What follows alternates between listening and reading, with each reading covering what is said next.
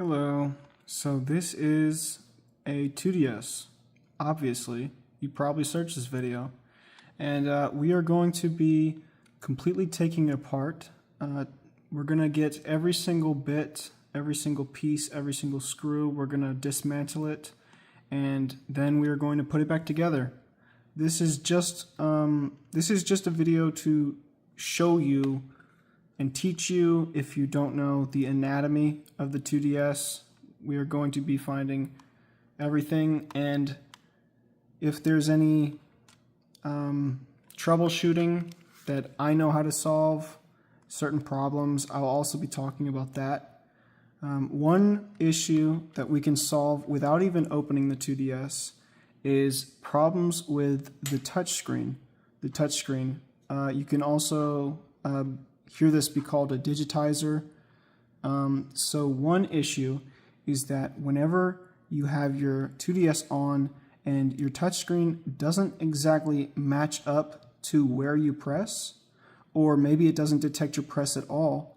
And so one thing that can cause that, one way you can fix that without even opening the 2DS is you can actually clean your digitizer around the corners, around the sides. It's a very common issue, especially with younger children, where when they are playing with their 2DS, they'll have dirty hands, crumbs can build up, dust can build up, and it can actually get crammed in these walls around the digitizer, around these edges.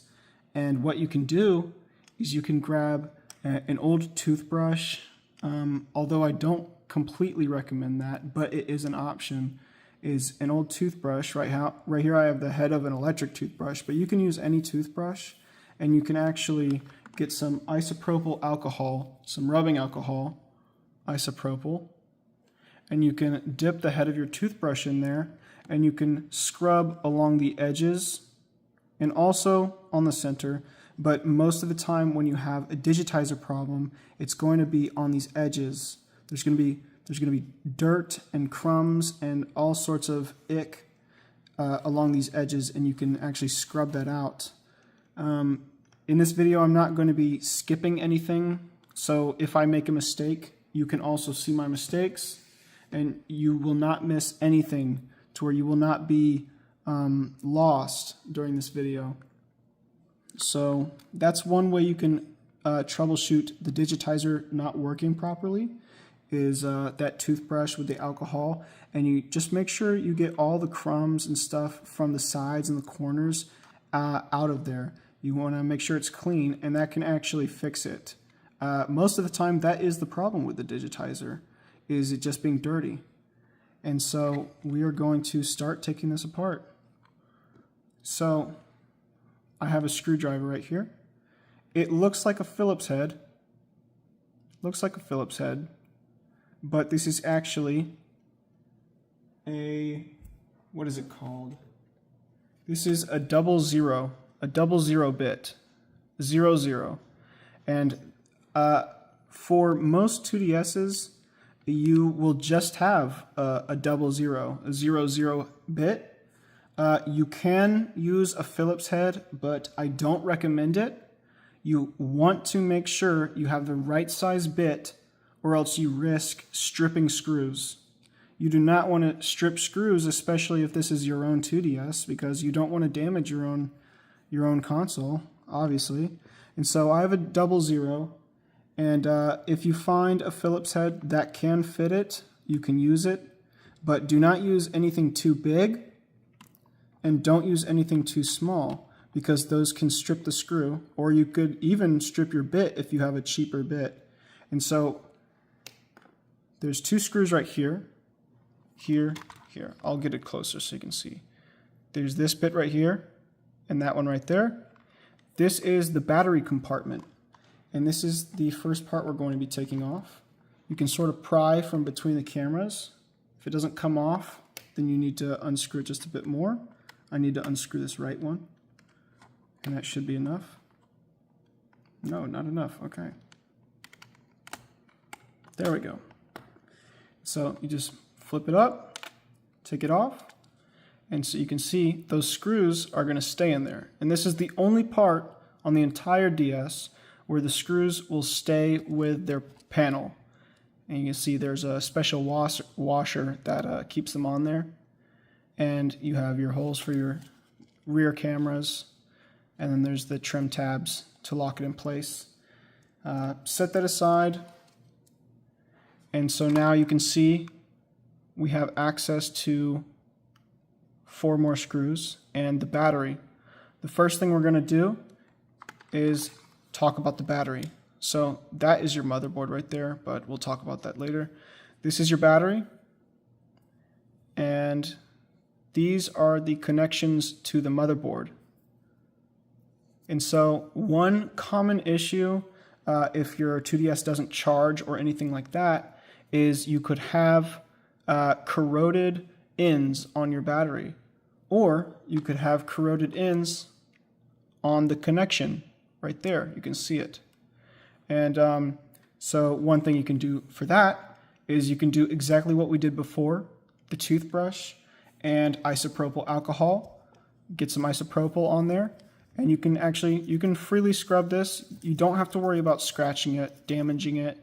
You can put as much isopropyl on there as you want, although obviously you don't want to drown it, but it won't hurt anything. And so you can actually scrub them if you can see dirt on them. This is fairly clean. I did buy this secondhand. This was used. I bought it broken and I fixed it. So this one is currently working. I will not say perfectly because it's not perfect. And you can clean that end and you can clean this end. And if your 2DS doesn't charge, that should most of the time fix it. Another problem is you can have a bad battery, just one that is completely broken. So this one you can see it's fairly flat. Here I have a damaged one. This is from another broken 2DS that I had. And you can actually see that there is a slight lump here. And this can be from overheating. This can be from just failure. But it's actually very lumped on the sides. And that is a bad battery. And if you continue to use this, it might not actually work at all. But if it does work, I do not recommend it because this can damage further. You can damage other parts of your 2DS, and you could even cause a fire using a failed battery. And so just throw this away. Make sure you dispose of it properly. And this is how a good battery is. So it's flat. So in this video, it's going to be a very long one, I think. And so if you go in the description, I should have timestamps if they're not already on that line where you can skip ahead. In the description, I will have timestamps for different parts. And so the next thing we're going to do while dismantling is we have 2, 4, 6, 8, 10 screws. We have 10 screws holding this entire back panel on, and these are also 00. About 100% of them should be 00 screws. I have heard talk of a triangle tip, which I should have a bit for. Here, let me grab this real quick. So this is actually a triangle tip. Having trouble focusing it. But you can see that there's only 3 points on it instead of a Phillips having 4. This one has 3. I don't know how common that is. I haven't seen one yet. But then again, I'm also new to this system. And so using our 00, we are going to take out these screws. And you want to put just enough pressure to actually get a grip. You want to make sure that whenever you are using your screwdriver, that you have the bit into the screw.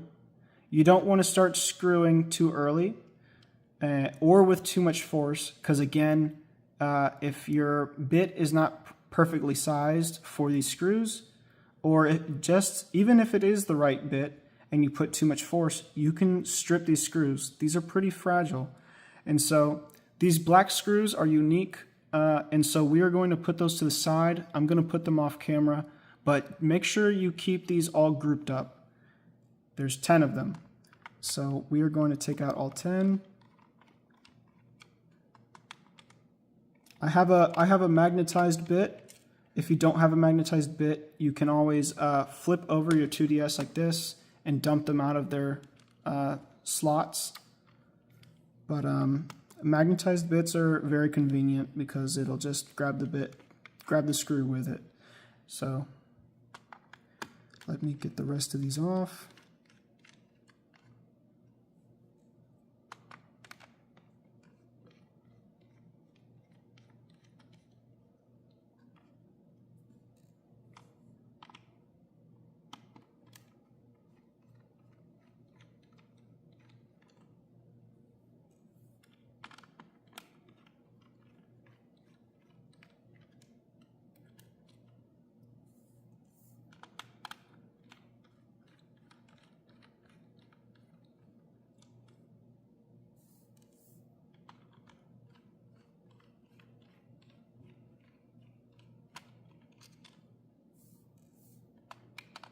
And while I'm taking off this last screw, I do need to warn you, do not pull off this back panel with too much force.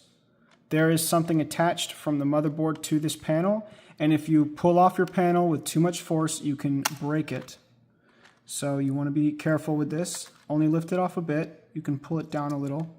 But you see this ribbon cable right here. So this is a ribbon cable. It's extremely thin, and if you use too much force, you can either break its connection to the motherboard or you can break the ribbon itself. This exact 2DS, whenever I received it, this ribbon cable was actually broken in half. And so one thing I will show you is, I will lift this closer to the camera. Oh, I guess I might as well talk about this now that they're off. So these are the side panels, the side trim, whatever you want to call them. This one is the volume slider, and this one is your SD side. This is an assembly. You see the screws. We'll take that apart in just a second. But this one, there's nothing additional on it. It's just one piece, so that one's fine. Set that aside. And this is another piece. This is your volume slider, and it's just one piece. Make sure you keep that with the panel that it goes with, and we'll take this apart in just a second, but let me bring this closer for you.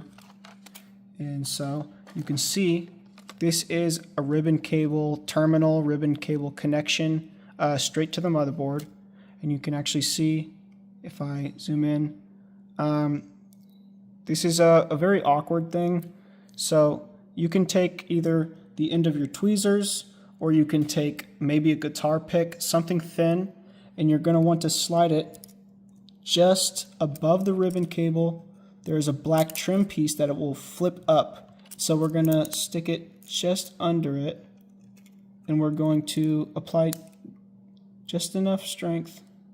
It takes almost nothing, and it flips upwards and unlocks. You probably heard it. And then I will just take off this ribbon cable, and it just slides right out. And so now that that ribbon cable is off, we can take off the back panel. That is the ribbon cable for the rear cameras. I'm going to set that aside for just a second. And now we have the 2DS. We still have the triggers in the top panel and the motherboard and everything else in here. And we will come back to that in just a second. We are going to take these screws out. This is the SD card door, and this is also double zero, and we are going to take out these two screws. These are very small ones. Make sure you don't lose them.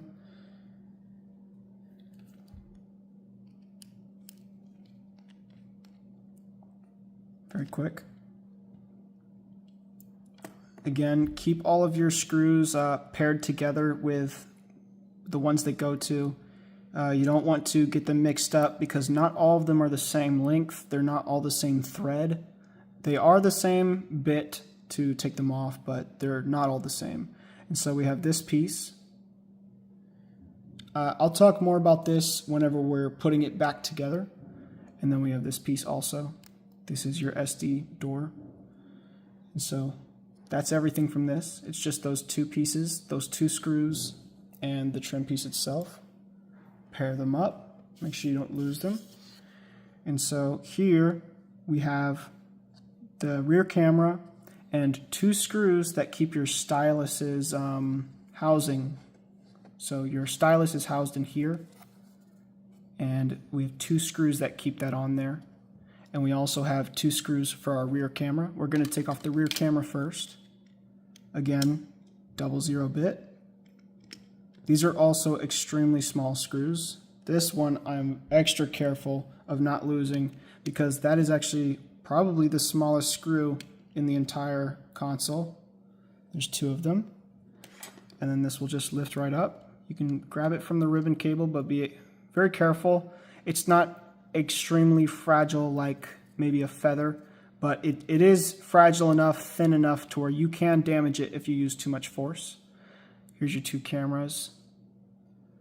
And we're going to set that aside. Make sure you keep the two screws from it with it. You don't want to lose it. And here, if we get close, we have two lenses, protectors for the camera.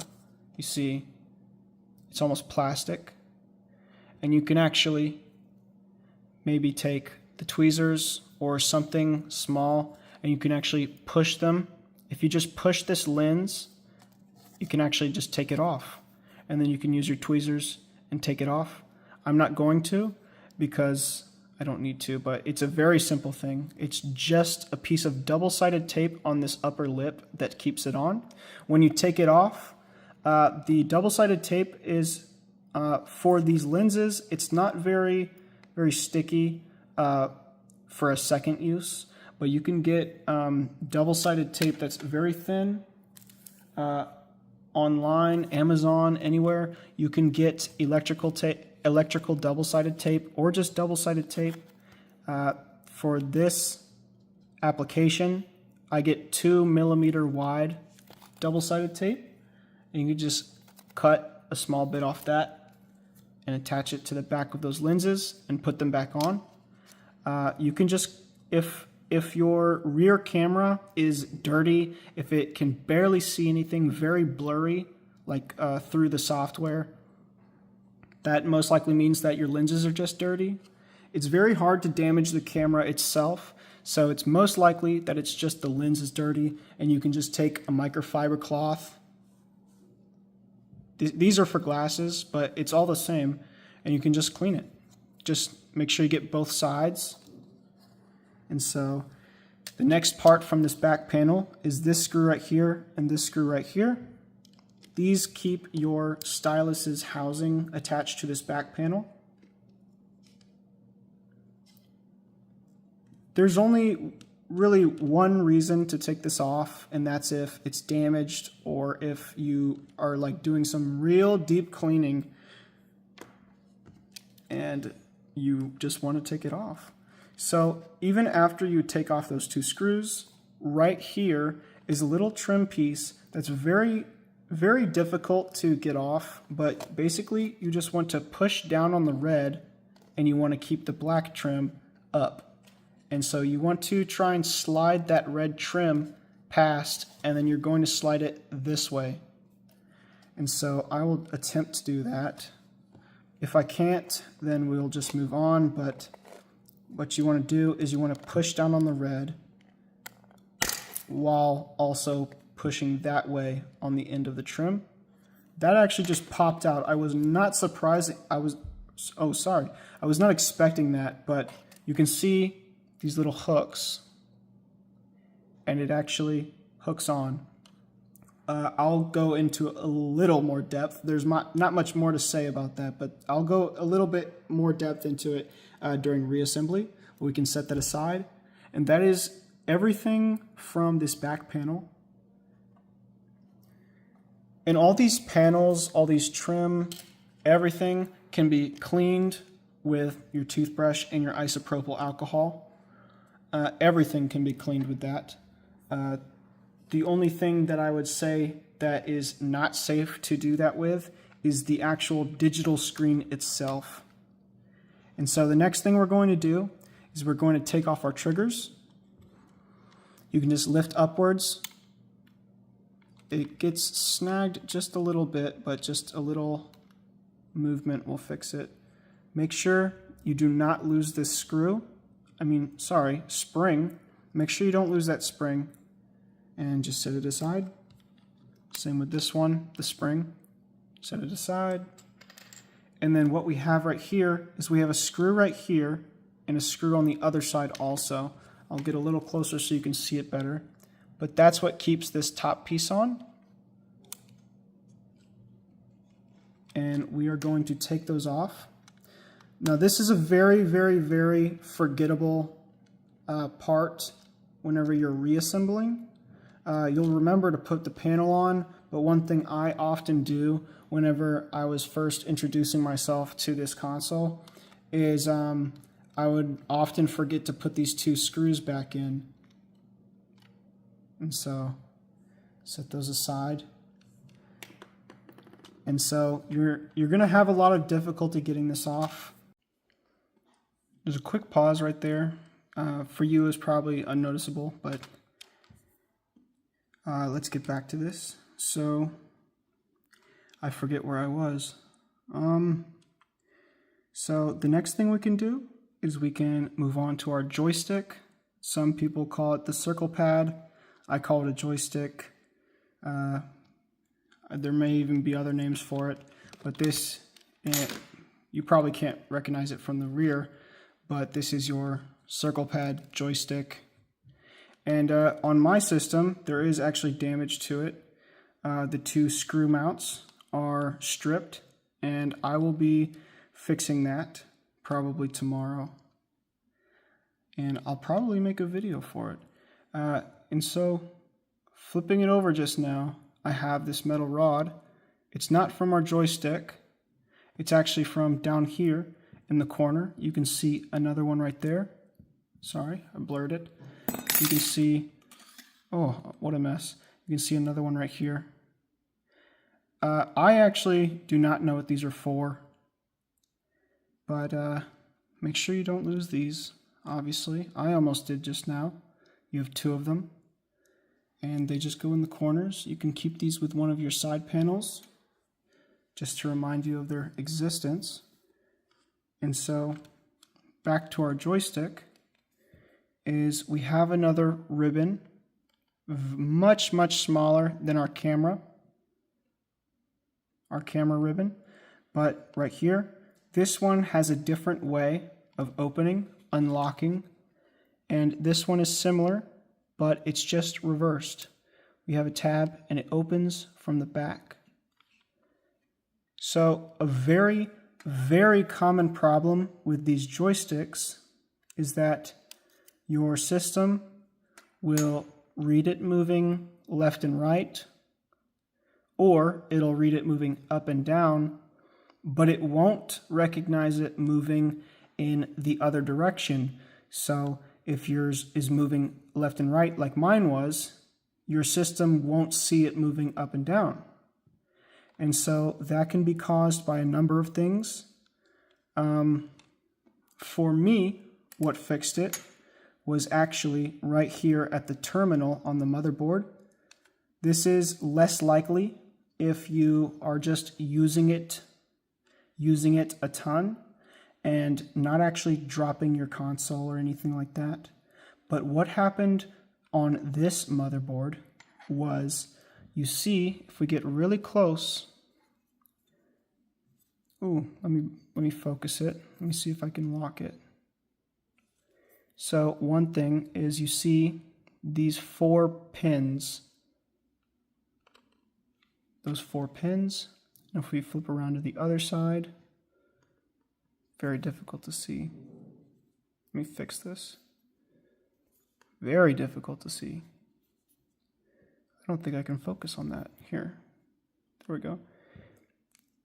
It's just the other side of those pins. And so one thing we can do is we can flip this up a bit. We take something with a very, very fine point. My tweezers clamped together is what I fixed it with. But something that you can see with this is one of these pins, or maybe even two of these pins, will actually be slightly raised above the other ones, and even whenever you close it and clamp down, it won't fix it. And so one thing that you can do is that you can flip it open and you can press down on these a bit. You just press down on it. Do not be very forceful, because you can damage the terminal or the socket, whatever you would like to call it. You can just press down on it on these 4 pins, and that actually fixed it for me. I don't completely understand why. The most likely reasoning is probably that your ribbon cable end was not perfectly touching the terminal pins, and so there wasn't a clear signal, and so that was probably preventing it from seeing a direction of movement from your joystick. And so moving on is, you can see on mine is these screws or their sockets are stripped, and it has wiggle. And if I actually press on the joystick from the front, it'll actually raise backwards. See, it's very, very loose. And for my system specifically, it is because not the screws are stripped, but the actual panel, this front panel, the socket that they screw into is completely stripped. So what could have caused that is the previous owner screwed in the screws too tightly, and it just snapped the plastic threads in this front panel. And so you can recognize either a stripped screw or a stripped socket for it by turning it, and no matter how much you turn it, it just does not start to resist. It does not lock into place, and it's very, very noticeable. And so we're gonna raise these just a little bit because they do have a little bit of grip. And then for me, I'm just going to take a tweezer because my joystick screws are stripped. They will not come out no matter how much screwing I do. For you, you're going to take it out just like a normal screw. Just screw it out until it comes out. But for me, since it's stripped, I actually have to take my tweezers and I have to lift them out.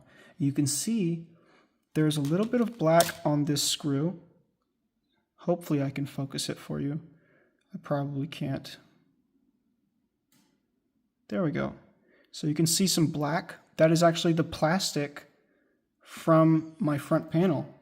And that's how you know that it's stripped, because the plastic actually came out, the thread broke, sheared, stripped, whatever you would like to call it, and it's destroyed.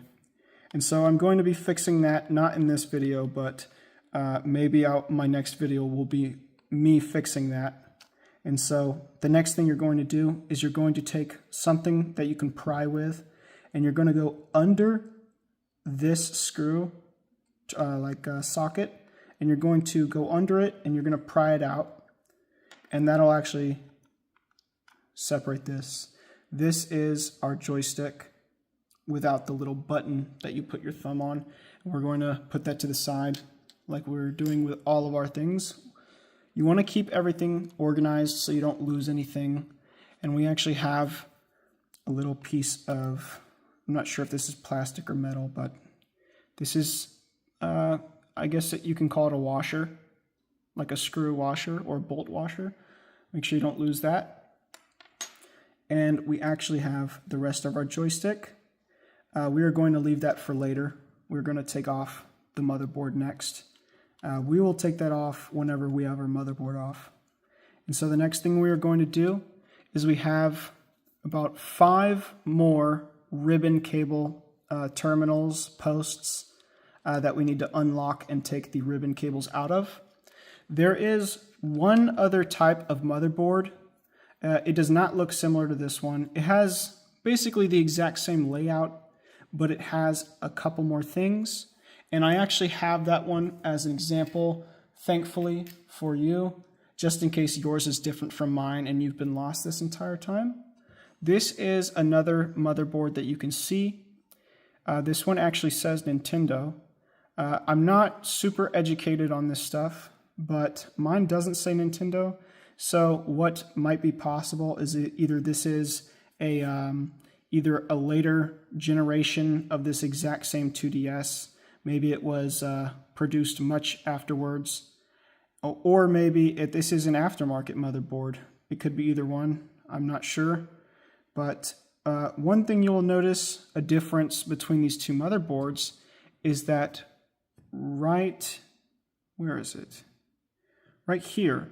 This is our connector for our rear cameras. But one thing you'll notice is that there is another terminal right here, aside from this, but this does not matter. Well, obviously you need it for the 2DS to run, but it's not what I'm talking about. Right here we have another terminal. This is not a ribbon cable terminal. This is actually a Wi-Fi terminal. So you have a Wi-Fi connector. Let me move this one aside. You have a Wi-Fi connector that will go on this motherboard. This is what it looks like. So this is the piece that connects to your Wi-Fi terminal on the motherboard. Goes in through here. That's the connector for it.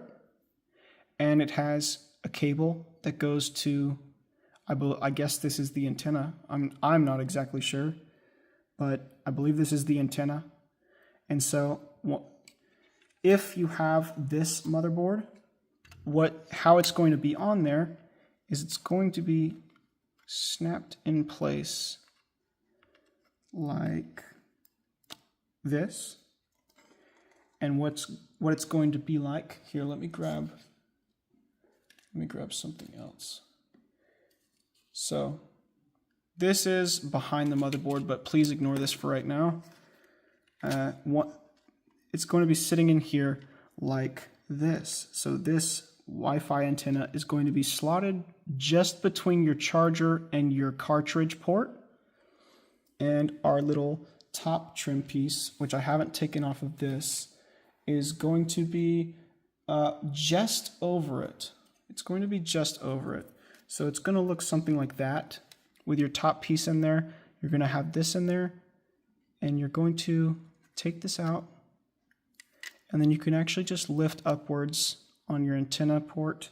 This is actually a semi-difficult one to take off. It takes a little bit more force than everything else in the system, but you're just going to lift on it. There's no risk of damage. And this is also another removable piece. One way you can remove that, you don't necessarily have to do this, but one way you can remove this is you can take your tweezers, you can pinch on the sides, you can pinch on the sides just under the lip of this metal, and you can lift upwards. Takes a little bit of wiggling, maybe a little more force. This is very hard to remove, but you can lift that off there. And we're going to come back to that later. I will show you how to put that back on during reassembly. I'll bring this one back just so you can view that. But back to my motherboard. So that is one possibility for a different type of motherboard. And so we have 5 ribbon cables. We have 3 small ones down here, and we have 2 large ones right here. These ones are exactly like our rear camera ribbon, as in, if we get close, we can see this little black trim. It's very difficult to see because it's so small, but you can see it there. And you're going to slide something very thin just under it. You do not want to use too much strength. You don't want to go too far in. And you're going to just lift a little, and it's going to unlock. Same with this one. It unlocks. And those are unlocked. You can see because they lifted upwards. Normally, whenever it's sitting there, it's going to be something like this. Just folded in the other direction. See? That's closed. And then we're going to take our thin piece, and we're going to just get under that lip, We're going to lift a little. Not too much force. And then this will actually slide out. If it's hard to grip, you can just slide something under it. We're not going to pinch down on it. We're just going to pull away from the terminal and it'll just come right out. There's those two. And then we're going to come down to the small ones. These two on this side are the same terminal as our joystick terminal, meaning they flip from the opposite side from the ribbon cable. We're going to go just under the back side and we're going to lift it upwards. It's unlocked whenever it's standing straight up. And then we're going to get under the ribbon cable and we're just going to pull it away gently. You don't want to use too much force. And then the same with this one. Get under it, lift it, unlock it, and pull it away. And then for this one is different from these two. It still lifts from the back, but it's not a full lock on it. It's just on this end. This one is very, very soft. It does not lock very strongly. And then the ribbon cable, same as the rest, just pull back on it. And so all of our ribbon cables are taken off of the motherboard. And so what we're going to do now is we're going to get our screwdriver again with our 00 bit. We're going to put it down and we have multiple screws on here. We have 1, 2, 3, 4, 5, 6, 7, 8. This one is very close to this ribbon cable, so be very, very careful not to pinch down on that ribbon cable or damage it whenever you're doing this screw specifically. And then I lost count. I believe we're at 8, 9, 10, 11, 12. There should be 12. All right, I was just doing a double count. Just a little pause there. There is 12. And so we're going to remove these. The screw count should be the same as the other motherboards. I believe the only difference between the two motherboards is that this one has built-in Wi-Fi to the motherboard. There's not that removable Wi-Fi antenna. It's not separate.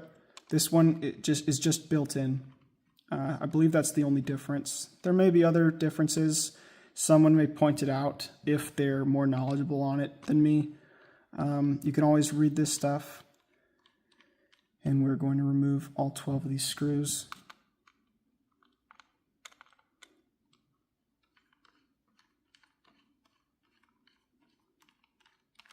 If you are also doing this while following along, you want to be careful not to stab your screwdriver into any of these other small electrical bits that you see everywhere, because while you will not damage them from, say, scrubbing with your toothbrush and your isopropyl alcohol, just going a little off track, you can actually clean just about everything on here with your toothbrush and your isopropyl alcohol. Nothing is too fragile like that. One thing I don't recommend doing is being too forceful with your ribbon cables. You can clean with your toothbrush and your isopropyl on the pin endings on these ribbon cables, but I don't recommend, going too crazy with that and forgetting to be gentle with everything. And you want to make sure that your bit is properly seated inside your screw and then remove it. One thing I'll repeat is that if you don't properly make sure that your bit is in the screw, you can strip it. And we do not like stripping stuff because it's very hard to buy or even find these individual screws online to purchase. Oop. I need to listen to my own advice. I need to be gentle. Again, for this one, be careful not to damage this ribbon cable when you're doing this. You can just pull it to the side a little bit just to make room for your screwdriver. See, this one's fallen. And then these last 4.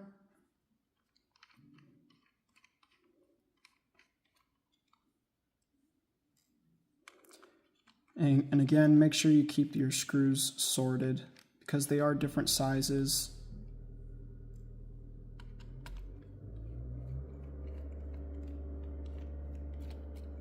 All right, one more.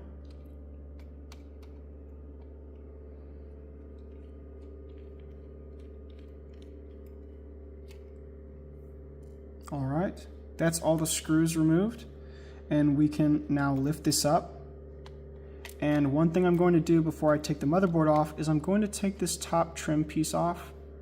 I wasn't able to take it off before because those screws sort of clamped the motherboard down on top of it, and so you weren't able to remove it. I will say for this piece right here, I do not know what purpose it serves, but it's sort of just like, it's kind of like a cork, maybe a plug. I'm not going to remove it because I'm not sure how you could put it back on. Mine is actually kind of loose, but I'm going to leave that alone. And so we're going to put that to the side. And now I'm going to lift our motherboard out. You can just grab it from the sides. You don't have to be too fragile or too careful with how you lift it. You can grab any side. Just make sure that you don't accidentally grab your ribbon cables whenever you're lifting. And one thing that you may have noticed is that the speaker is just dangling.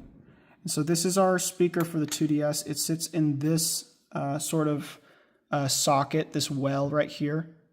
And you want to make sure that you do not rip downwards or rip upwards or away before you take this speaker out of here, because it's only held on by these 2 extremely thin wires. And you want to make sure you don't snap them, you don't tear them off of their terminal endings, or else you're going to have to maybe even get a new wire and solder back on these endings. And trust me, if you don't know how to solder, soldering is very intimidating. Thankfully, I do know how to solder, but even then I'm going to be careful. And we have our trigger endings. This is our charging port.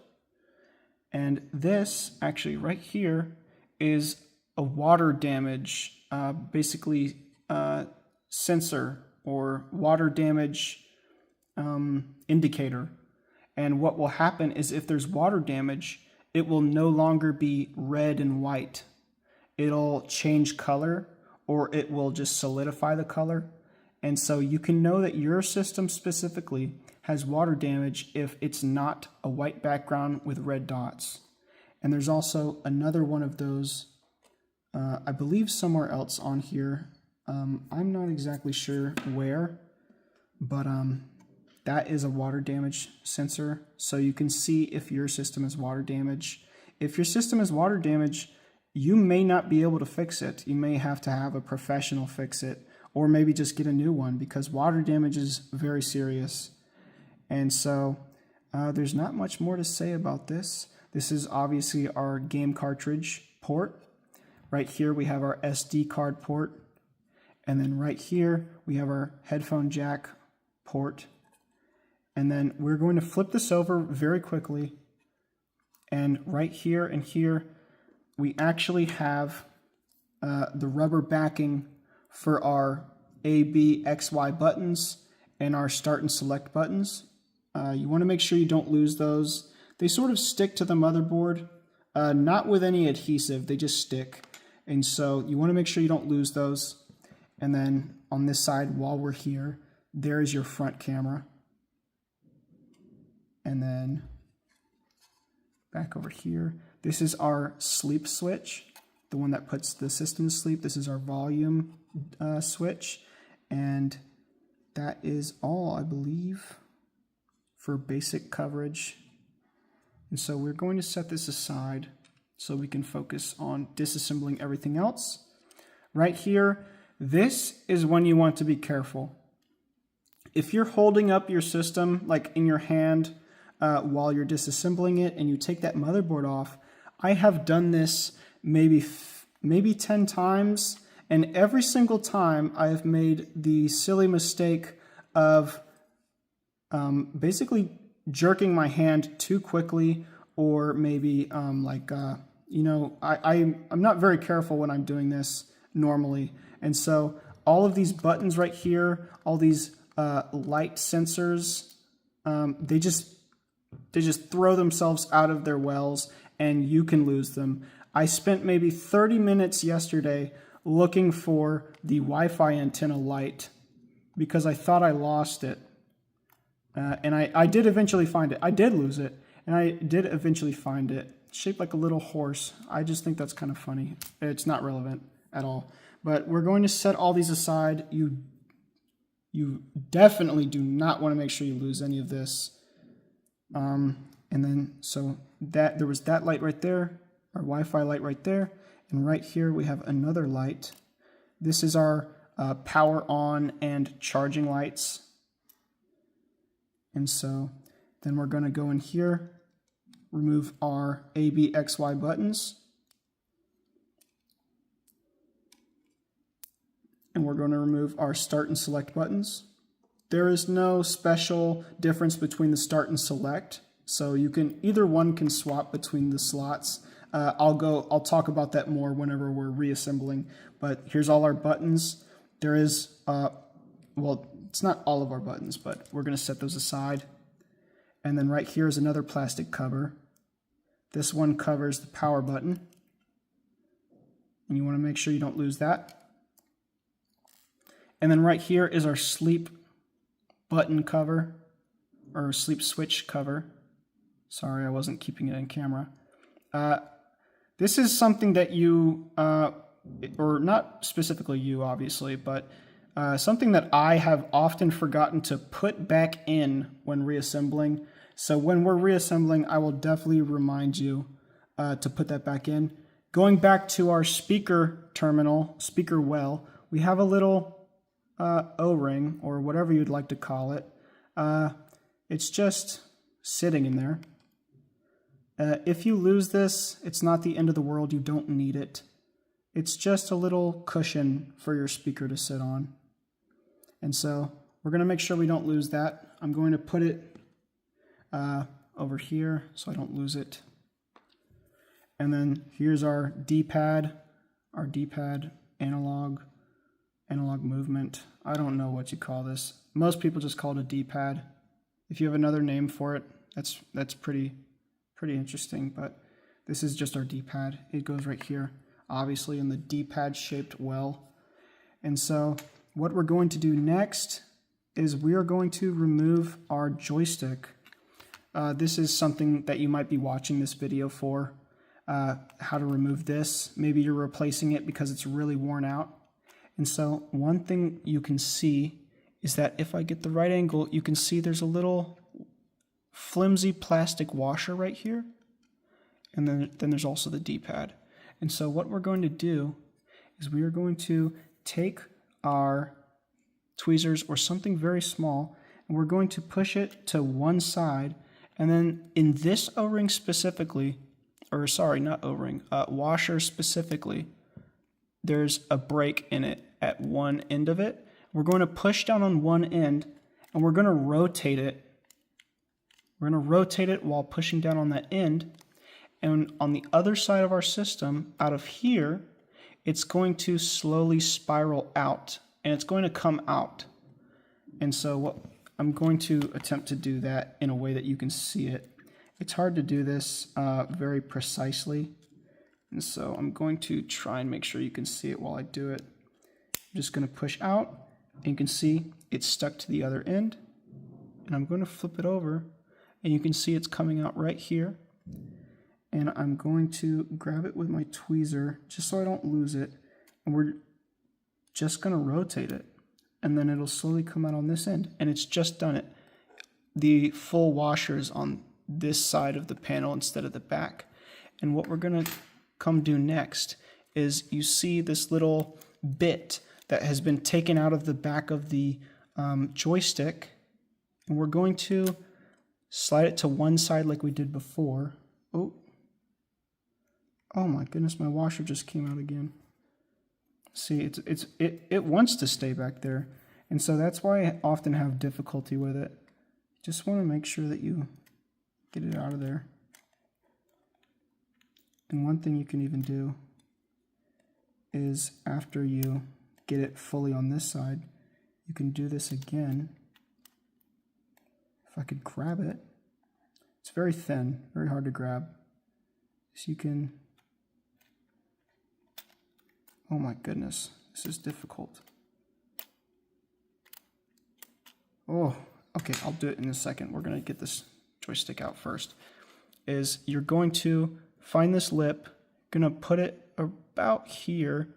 You're going to push down on one side, push down, you're gonna use a good amount of force. You're gonna make sure that one of these ends is being pushed down into the recess of, or that, and you're gonna try and get it like that, sticking out of the other side of its little port, and you're going to rotate it, and now it has slid out. So we're going to try and separate this washer from this. Oh, that's probably how you do it. I haven't actually separated this washer yet. And so you can take it out of here. That's another purpose of this, I suppose. And you're going to rotate it just like we did before. And that's how you separate that. Because whenever you buy a new joystick, it doesn't normally come with these washers. And so that is one reason you would want to separate it, is because you want these washers for your new one, for your new joystick, whenever you get a new joystick, just in case yours is broken. Back to troubleshooting the joystick like we were before. If pressing down on these little pins on your joystick's terminal doesn't fix it, then you might actually just have a faulty joystick and then you would need to buy a new one. I was able to find almost an exact joystick for $10, and it actually came with two. You don't need two, but I wasn't able to find one that was selling with just one. And so if pressing down on these terminal pins doesn't fix your joystick not registering a certain direction of movement, then you might actually just need to get a new one. And so back to here. Another piece on here is this right here. This is basically a rubber gasket on our mic. You see, if I flip this over, this is our microphone. And so it's hard to grab with your tweezers, but you can just grab it with your fingers, pull that out of there. It's pretty difficult. Well, compared to everything else on this system, it's pretty difficult to take out. And then deep in there is actually a very, very thin cloth piece that we can grab with our tweezer. You don't need to be fragile with it, but you can lose it. I actually lost one. I was trying to clean it just a little bit because there's a little bit of dirt on it, you know, and so I was trying to clean it, and I didn't have a tight enough grip on it, and so when I sort of blew on it, it just flew away, and I never found it again. I never found it again, and so I had to get a different one. I pulled this one from a different system. See, I just dropped it just now. It's very easy to lose. This is probably the easiest thing to lose in the entire system if you take it out. You don't need to disassemble everything. You know, maybe you're just watching this so you can find out how to remove one specific piece. Like, you're probably watching this for the joystick, or maybe you're watching it for the screen. So what I'm doing right now is I am now removing our screen. Both screens on the 2DS, and this is special to the 2DS, both screens are actually just one screen, and they're just separated. And so what we're going to do is we have these two metal bars on both sides, and we're going to get just under them, and we're going to pry. It's going to be difficult because your screen is adhered to the case with double-sided tape, just like your camera's like plastic cover lenses, and you're going to pry just a bit. This one is actually difficult because I put this in there with aftermarket double-sided tape, the one I showed you before. But I will show you another screen that I have that has the original double-sided tape. It's going to be very difficult to get out of there. You don't want to get your tweezer too far deep because you will actually get to the screen itself and you might actually damage it. You just want to get just under there to where you know that you're just at the metal. And so I'm actually going to put my finger right here just to keep it pried up. And I'm going to go back to the other side, pry up. I'm going to, ooh, my goodness. Be careful, be careful. You don't want to damage your screen more than it might actually be broken. The only reason you would want to remove your screen is if your screen itself is broken or damaged, or if you need to remove your digitizer. Only the digitizer. The upper screen has a little screen protector on it. You don't actually need to remove the screen to get this screen protector off, but it is the easier way. One way you can get this upper screen off is you can take a heat gun and it'll actually melt the adhesive around it. And then you can take a little suction cup, put it on there and pull it off. I have seen someone else do it that way, but there's a much easier way. It just takes taking everything out, but it is simpler. And so if you're fighting your system to get this screen off, it's normal. It's normal. It's because of this double-sided tape. And so, you know, you hear that clicking, you think you're breaking something, but you're not. And so this is not the original from the factory double-sided tape. This is my own double-sided tape. This is the screen. You are going to have those two thick ribbon cables at the center of the motherboard, and you're going to have that sideways one at the bottom right. This is the one that we wanted to be careful about earlier for that one screw. And so we're going to put this aside. If you keep your double-sided tape on there, don't put it face down. I've done that. It is not fun. And then our next thing is we have this ribbon right here, and we have this ribbon right here. This ribbon right here is for the digitizer, our touchscreen. I am not going to remove the touchscreen in this video, but it will remove exactly the same way as our protector screen. I will remove the protective screen for the upper screen because I need to replace it anyways. Mine is very scratched up. And so what we're going to do, this is the easy way. You just put your thumb or whatever finger you want to use and you just press down. Press down. Mine was very easy because this is very old. I've removed it once before and I did not put my own adhesive on there. But for you, it's going to be very difficult if it's never been taken off before. And you're just going to want to press. That's really it. And that is mounted from the front. You're going to have a ton of adhesive around here, around the lip. And then you have your digitizer. Instead of pushing outwards through the front for the digitizer, you're going to go from the front and push it out the back. I am not going to remove mine because I do not have a replacement for it. The only time you would even want to think about removing your digitizer is if cleaning it from the front and cleaning it from the back to get all that dirt off of it did not fix the touchscreen registering your touch. If cleaning these edges on the front did not make it to where your touchscreen can read your fingerprint properly, then you might have a bad digitizer. One thing that can damage your digitizer, cause all of that, is scratches. So one of the reasons you want to use a stylus whenever using a 2DS or any DS is that using your nails or maybe even using something else, one thing you do not want to touch your screen with is maybe your tweezers or anything hard metal. This is actually very sharp. You do not want to touch your digitizer with this because it will cause very, very deep scratches in your digitizer. You can see scratches in mine. These are very shallow ones and they don't affect it too much. But these scratches in your digitizer will cause it to not read your touch properly. And so that is really the only time you would need to remove your touchscreen digitizer is when cleaning it does not fix it reading your touch. And so that is one thing that I'm not going to remove in this video, is the digitizer. But just remember that it's the exact same as your screen protector. You just want to push it from the front backwards. And so that is, I believe, everything taken apart. Everything has been taken apart, dismantled, and now we can begin to put it back together. So we can save our screen protector for last, but we are going to start. The first thing I'm going to do is I'm going to put my screen back on.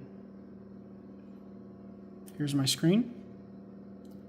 My double-sided tape ripped off a bit. Oh, I just remembered. I'm going to show you the adhesive for the original. The original double-sided adhesive for the screen that comes from the factory. It's just one giant piece of adhesive. And even this one is extremely dirty. It just builds dirt from everyday use. You know, screen goes through maybe the cartridge port, or maybe through the volume. It just, dirt will find your way into your system no matter what you do. And so it's going to find its way onto your double-sided adhesive. Whenever you remove your screen for the first time, it's going to be super dirty. But one thing that you can remember is that this adhesive, no matter how dirty it gets, I mean, unless it's absolutely caked in dirt, but if there's just a little bit of dirt, like this is ever so slightly too much to where it will not stick properly.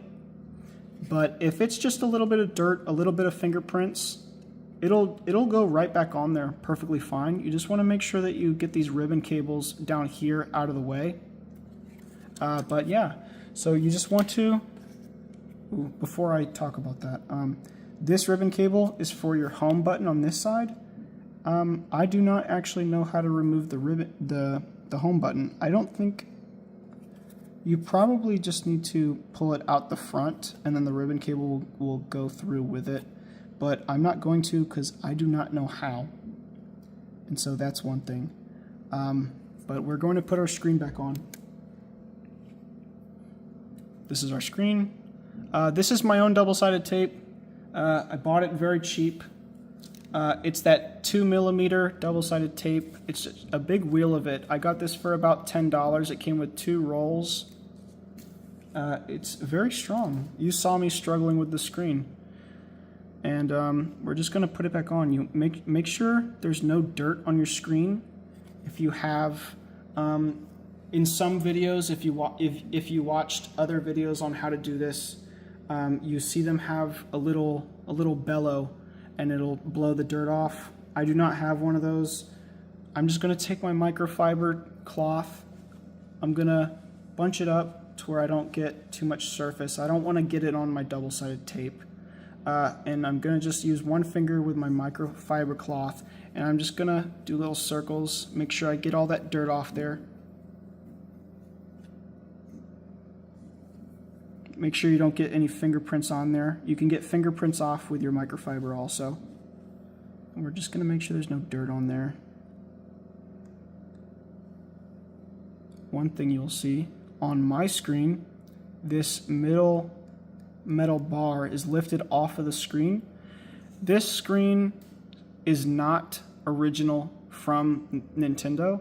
This is actually an aftermarket one I got for $50 on Amazon. It works well. It's not like the original, obviously, but it works well. It works. And so we're just going to use our microfiber to clean that off, put it to the side. We're going to flip it over.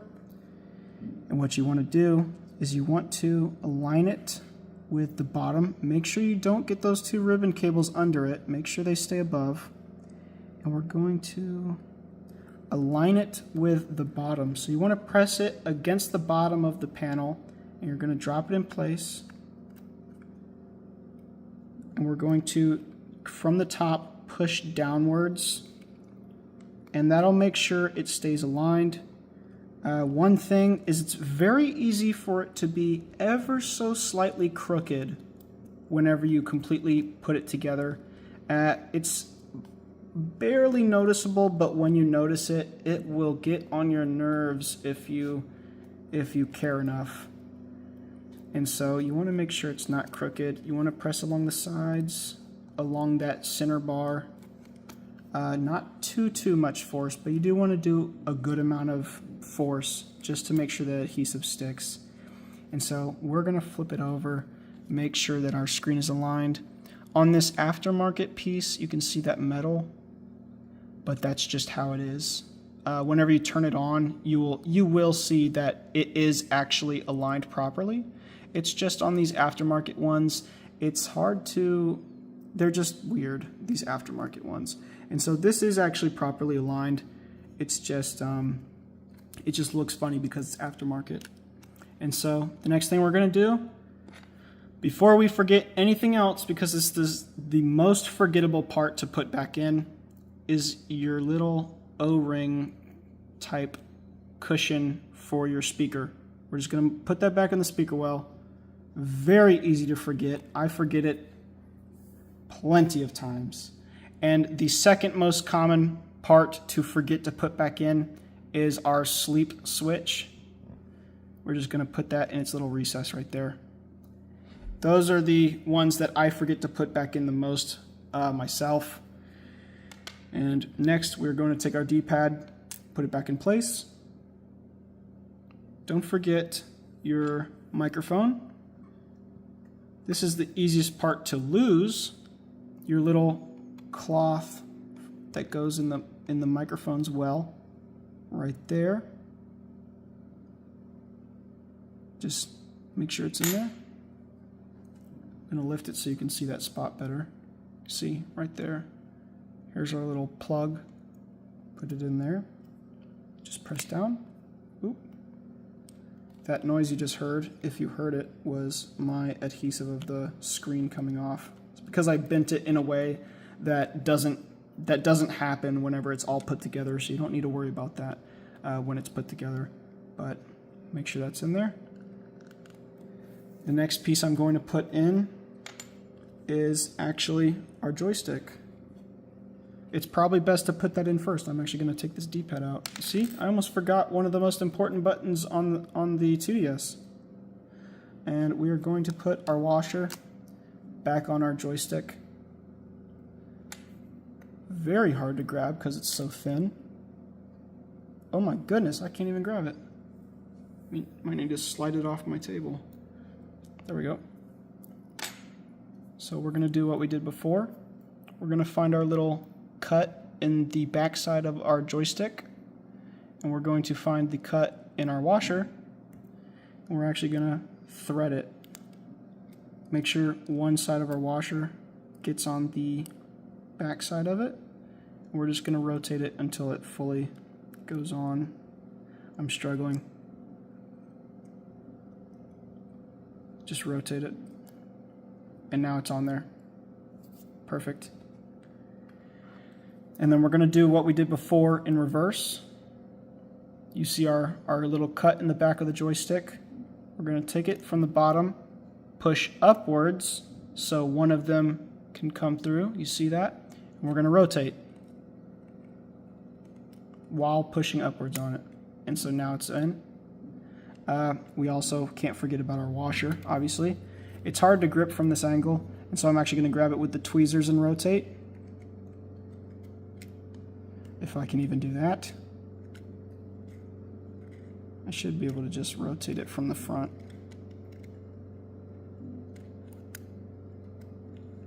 There we go, I got it through. I was rotating with my finger on the back side. Ooh, I just lost something. See, washer's all the way through. Both of those things I put in earlier just fell out. That's something you want to be careful for. Make sure you do stuff in the right order. Grab that microphone, or sorry, not microphone, the speaker ring, and then also our sleep switch. See, even I'm making mistakes. Put those back in. The next thing I'm going to put in is the buttons. Here's our D-pad. Here's our power switch. Has our little power symbol. This has a specific orientation.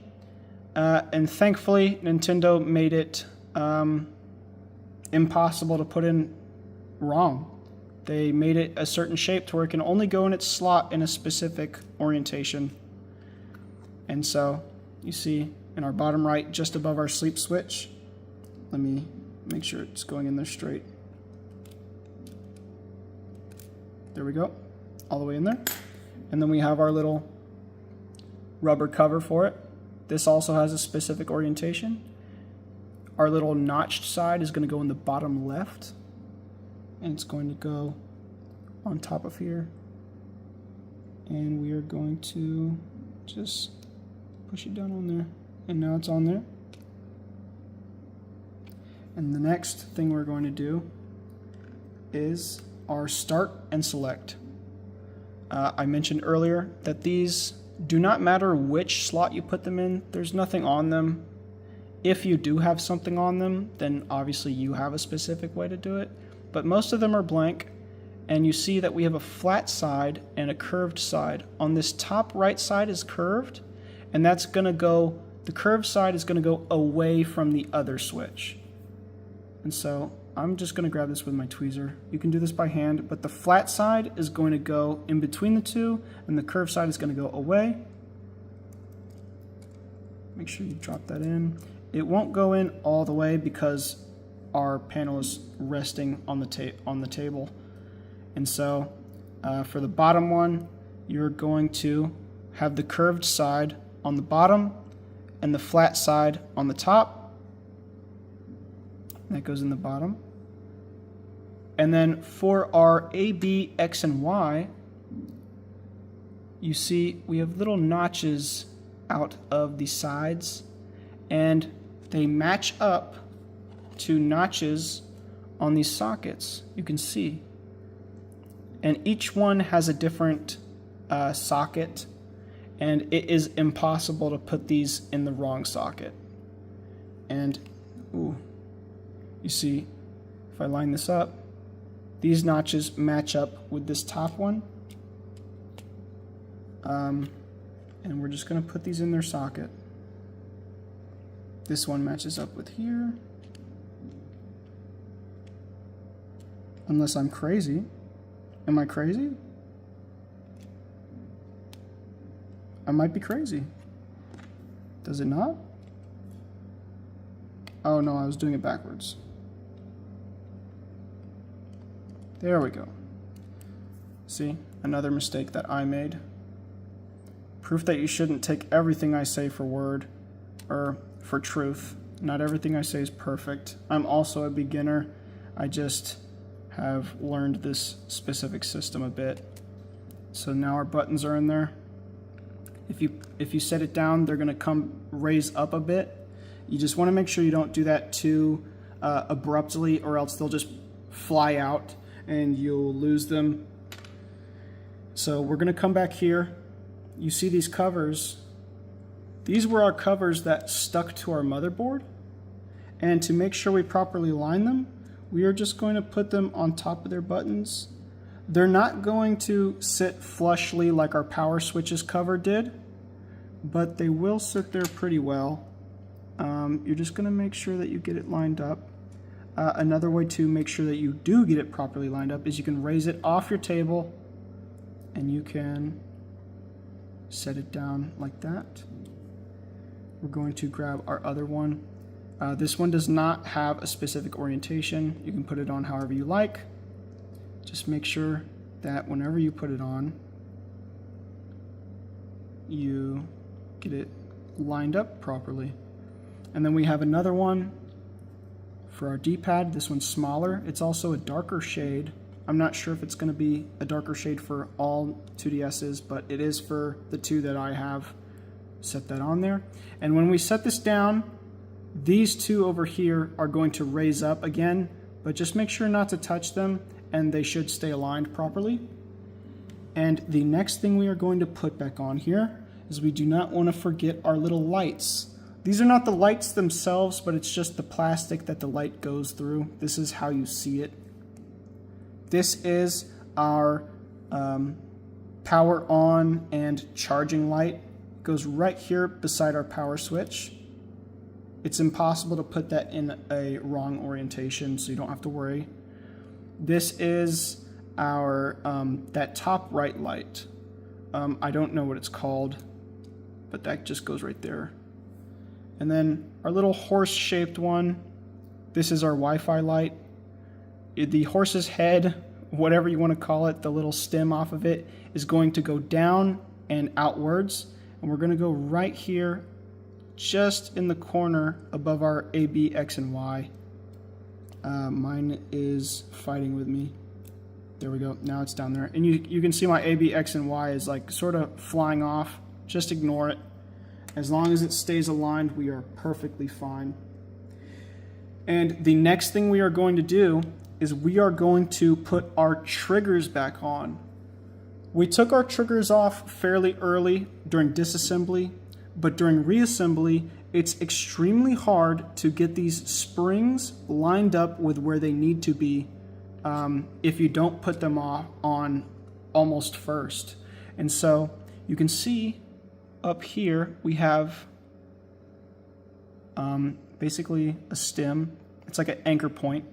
And right here at the very corner of our screen is a little hole for it to go in. It's going to go in there. We're going to do it about right here. Make sure that goes in its hole. And then we are going to lay it down flat. And then we're going to close it like we're pressing our switch. It's going to be a little awkward, but we're going to lay it down like that.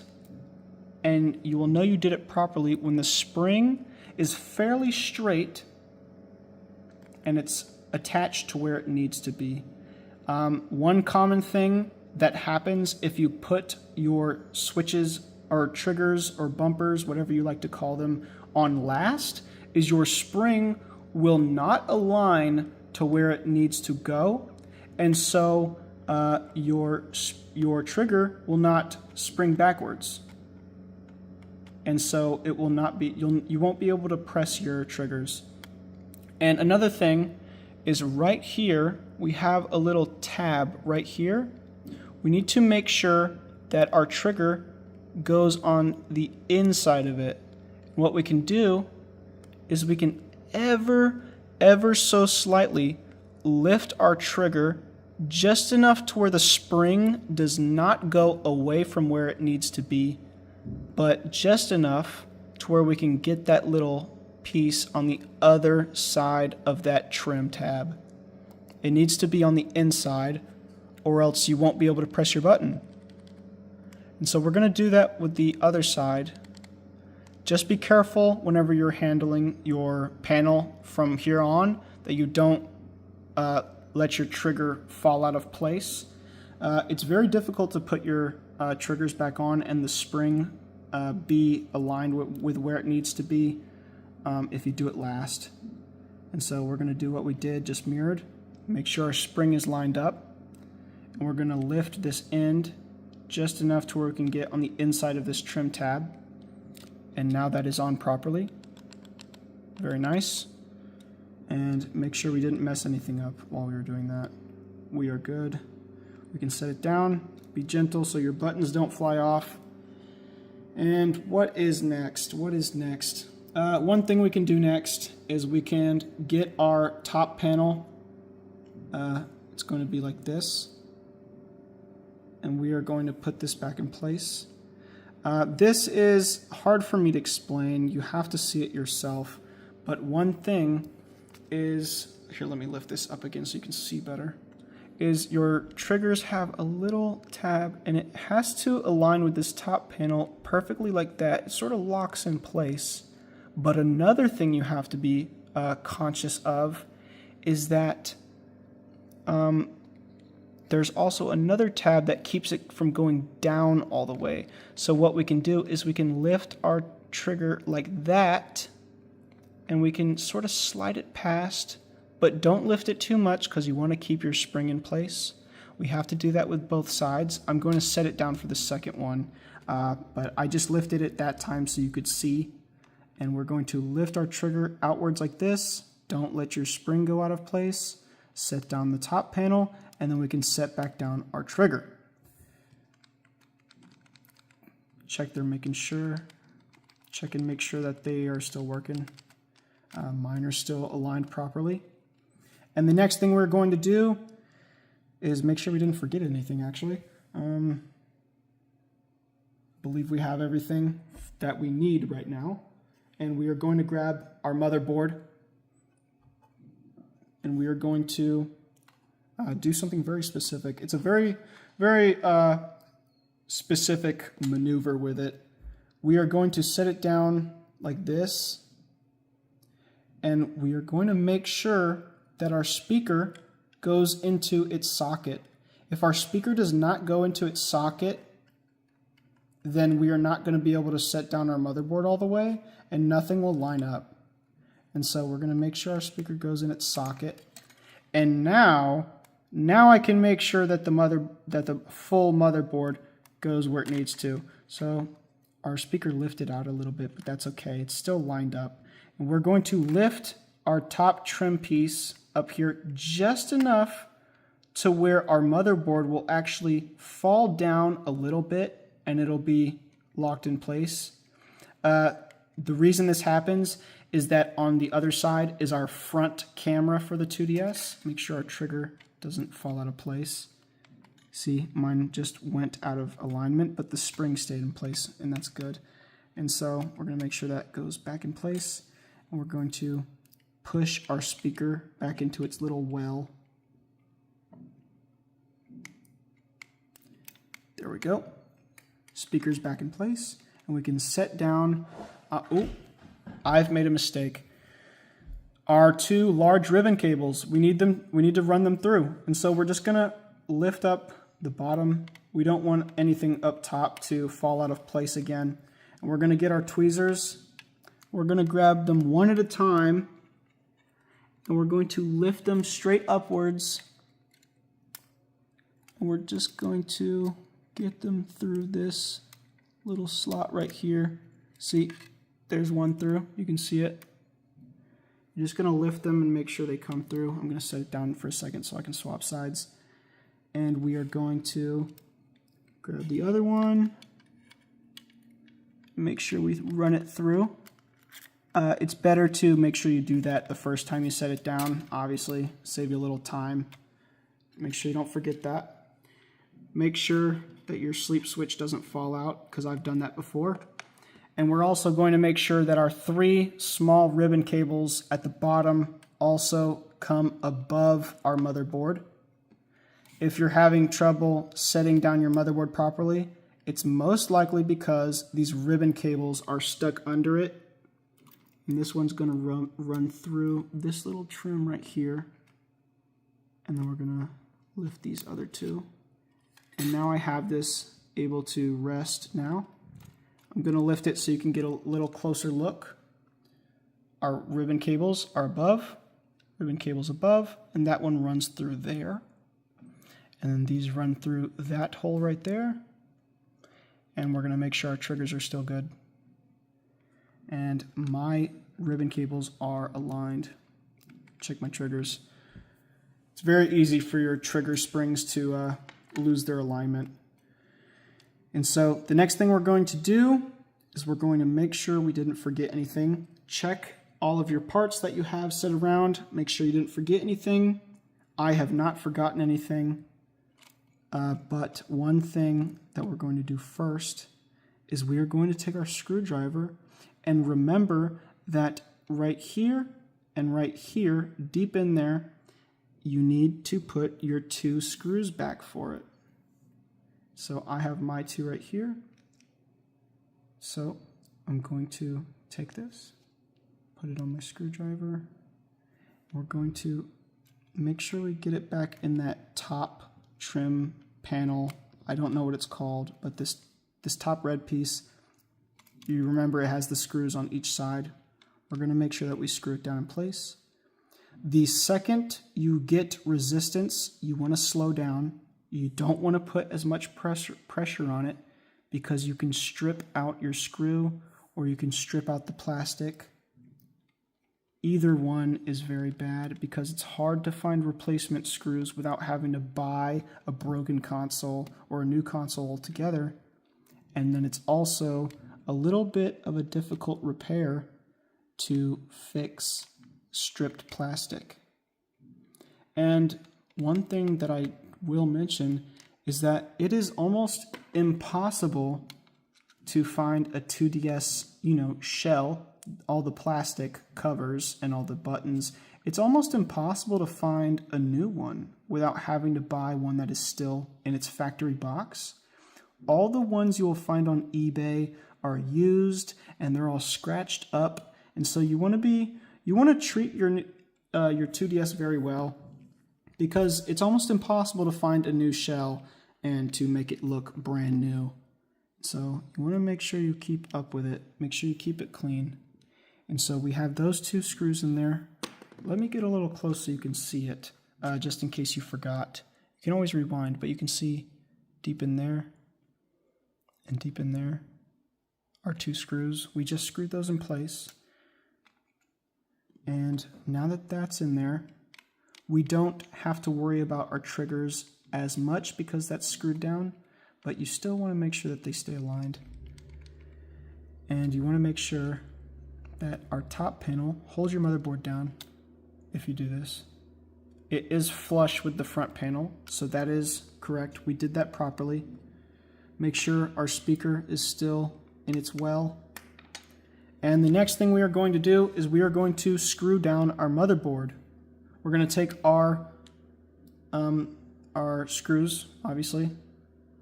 We're going to screw down. Make sure you keep your screws grouped up so you don't get disorganized with them. These screws are very fragile. It's very easy to strip these screws even if you have the correct bit. And the second you get resistance, you want to stop screwing them in the second you get resistance, because you will strip something. You don't want to tighten it down too much, because all they are doing, these ones specifically, all they're doing is keeping the motherboard in place. They don't conduct electricity. They don't do anything. They just keep your motherboard in place. So you just want to screw them down enough to where you don't even want them snug. You just want them screwed down enough to where they stop screwing and they give you a little bit of resistance.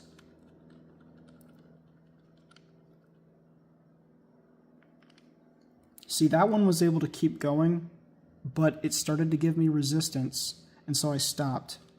It's because either the motherboard is not flush because I don't have all of them in yet, or maybe the plastic is stripping, like with my joystick. Maybe the plastic is stripping. So you want to be careful. Don't damage it more than it already is, and if it's already damaged, then, oh well. I don't even know what to say for that. You're gonna have to fix it or get a new 2DS shell. And like I said before, it's not fun trying to find a decent shell that's not already damaged from use, all scratched up with dents in it. And I'm going to skip that one for right now. I'm going to get these other ones in. I don't want to worry about that ribbon cable right now. Save that for last.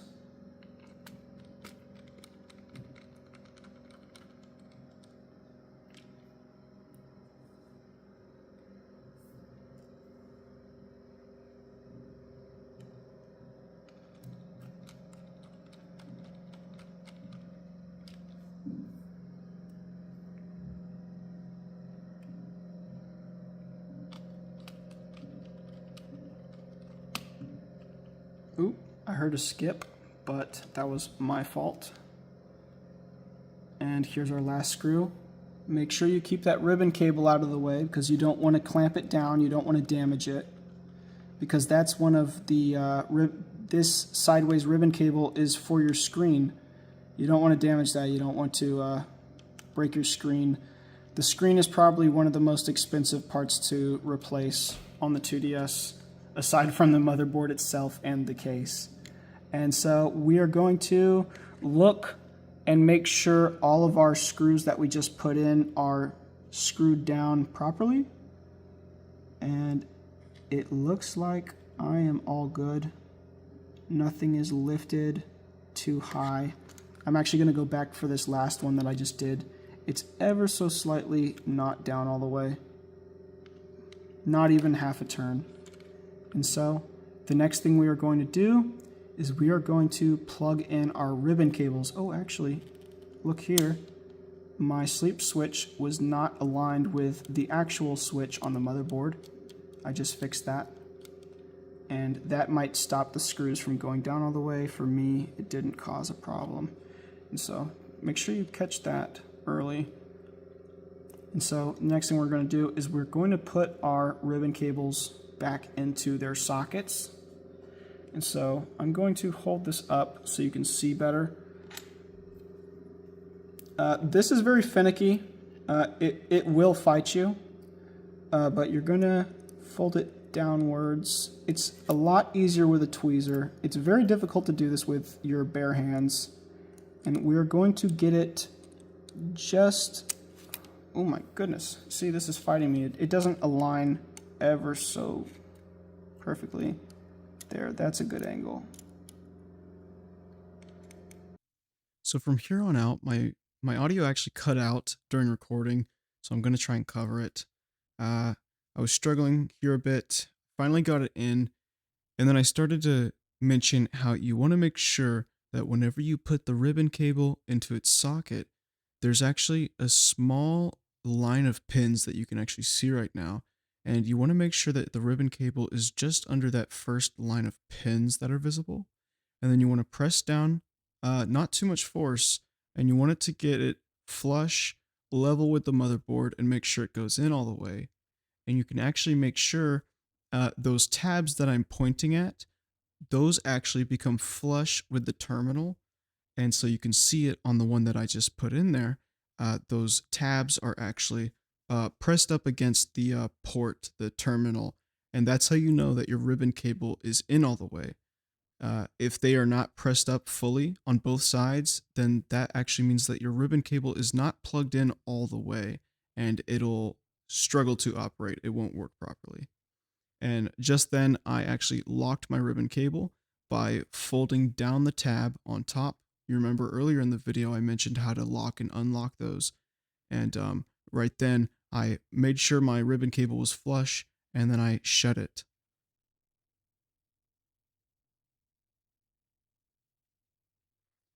We're going to do the same thing with this one, the larger one just to the left. Right there, I point out that line of pins again. You want to press down, make sure it's flush, and you don't want to use too much pressure because you can damage the ribbon cable if you kink it or anything like that. But you can just press down with your finger.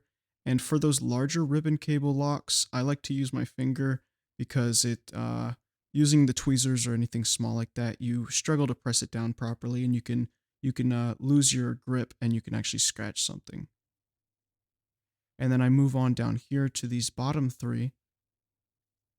And I mentioned with this one, it's actually very easy to put that one in. There's a slight recess that you can plug the ribbon cable into right under the plastic lip. And right here, I'm pointing out that you know that this terminal is unlocked whenever it's folded upwards. Whenever it's folded down, it's locked. And by folding it up, you unlock it and you can plug it back in. And here, I just use my finger. And then I realize I'm struggling and I pull out my tweezers and I plug it in. So you just want to get it. There is an opening for it to go into just under the first layer of plastic.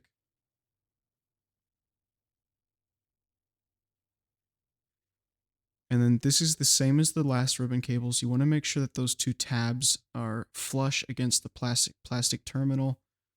And then you want to lock down your black lock.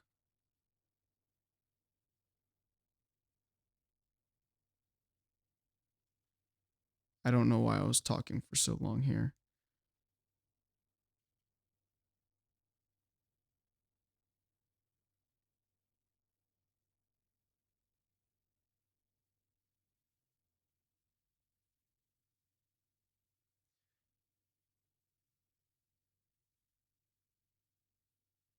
And there I go. I locked it. Just want to make sure you press it down, make sure your tabs are flush with the terminal, and then you press down on the black tab and it'll lock. That one's much softer than all the others, so you won't hear a click. Maybe you do, that's all right, but most of the time you won't hear a click. And then these two are different from the last few terminals we did. These ones have a full tab on top. It takes over up the entire surface of it. And here I am pointing out that this is the digitizer, the touchscreen ribbon cable. And on mine, you can actually see it's a little wrinkled, it's a little damaged. And later I plan on replacing it.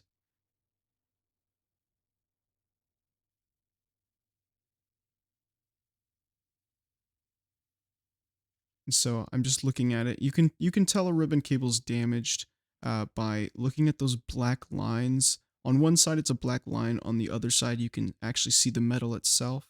If they lose their smoothness, because they're very straight, they're very smooth. If they lose that continuation and they become rough, it could be a sign of a damaged ending. And but mine was working fine, so I just went ahead and plugged it in anyways. And this one was a bit of a struggle. I believe it's because my ribbon is damaged slightly. But you can just slide it in there just above that, but just above the metal. But there should be a line of metal pins that is just above it. Here I was struggling. You want to make sure that you can get it in all the way. Mine was a little hard to push in all the way because it's damaged again. And then you want to just press down on the gray tab and you'll hear a small click. It's a very faint click, but you'll hear a click, and that's how you know that it's locked in place. And it's going to be the same process for this one that is sideways. This is one of the ribbon cables to your screen, and this one's a bit finicky. This one's a little hard to move. And here I start explaining the gray tab again. So this one likes to push its own tab back closed, and then that makes it hard to get the ribbon cable in. So here I'm explaining that you want to put your finger just behind the gray tab. You don't want to press on it, but you just want to make yourself a backing for it so it doesn't shut itself. And here I pull out our other motherboard. This one actually has clear labeling, and I start to explain how pressing on the gray tab, putting too much force on one of your tabs that locks the ribbon cables in places, can actually damage it. It can actually break off. And you see right there on the screen terminal P13 that mine is actually completely broken off. It actually came like that. I bought that one broken, and I actually ordered off of Amazon. You can find, it's actually very hard to find, but you can find these ribbon cable terminals, and you can find them, and you can actually, if you know how to solder, you can solder. You can take the solder off of the terminals that are already on there, and you can remove them, and you can actually solder on a new terminal. And then I do mention again, I do remember that I mentioned that you can actually do a quick DIY fix where you actually, if you still have the gray tab that locks it in place, you can just sort of press it on top of it, and you can actually super glue it on. I do not recommend that because it could get in the way of the connection, or it actually permanently, there's no way to undo that. It'll be a permanent connection, and if that part that uses that ribbon cable breaks again, you won't be able to remove it. And so here I go back to what we were doing. That was just a little quick tip about how to not break your connections. You don't want to press on your gray tab, but you do want to make yourself a backing for it so it doesn't close itself.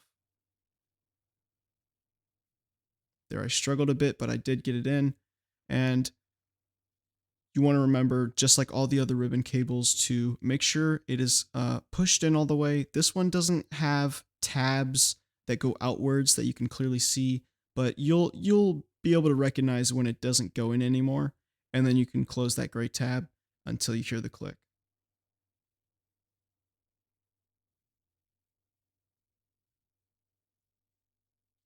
And that should be all of our ribbon cables except for our rear camera, but we're going to save that one for later. I have not installed the joystick yet, and I believe that's what I'm going to be doing next. Here I'm saying you want to make sure that your thumb pad is lined up properly. That opening on your thumb pad that you already installed, you want it either at the top or bottom. It doesn't matter as long as you have it at the top or bottom. You cannot have it at the left or right. And here I mention that your ribbon cable for this is actually much easier to install whenever you do not put your joystick into its socket yet, and you actually plug in the ribbon cable first and then the joystick. And there I'm mentioning you don't want to lose your little washer for it. I don't know exactly what purpose it serves, but it came like that from Nintendo, so I don't think you want to lose it. I'm sure it serves some sort of purpose. But here I am mentioning that with the stem of your joystick pointing towards you, you can plug in your ribbon cable to its terminal. Remember to keep that tab up. Make sure it goes in its socket.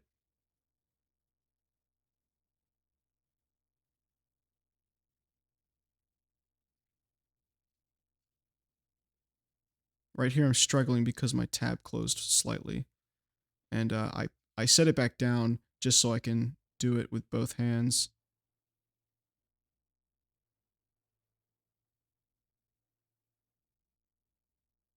See, if you don't use your finger as a backing for that tab, it just sort of closes itself if you hit it with the ribbon cable.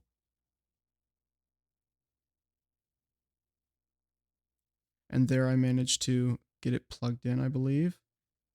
You want to make sure it's in all the way, and then you want to lock that tab down. You'll hear a slight click.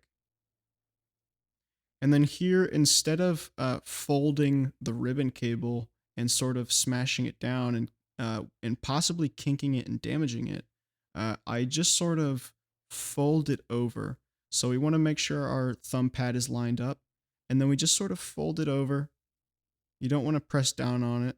If it's already like that, you don't need to worry about it. It's most likely not damaged, but I just don't want to risk it for mine. Here I'm aligning my thumb pad, slightly crooked.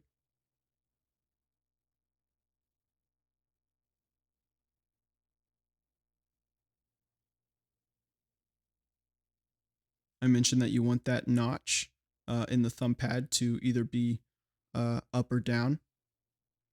Don't forget that washer. And then you can just sort of drop the joystick onto the thumb pad, and then you just press down on it slightly. It doesn't matter how much force you use as long as you're not pulling on your ribbon cable. And then you just press down, and it should lock into the thumb pad. And you'll know it's locked in whenever you can move it around, and it just sort of goes back to a natural position.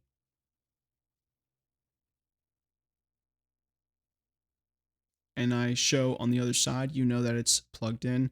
Whenever you can move your thumb pad, and it just resets back into its centered position.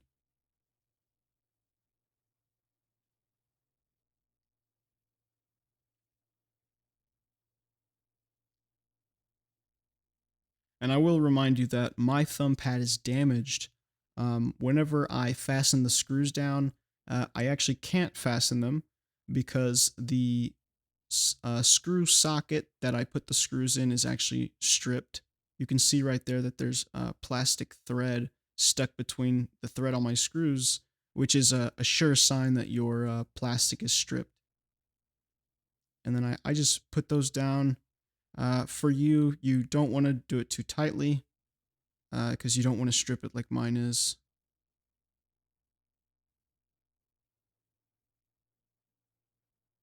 I'm not sure what I'm saying at this point, but I'm sure it's just reinforcing what I've already said.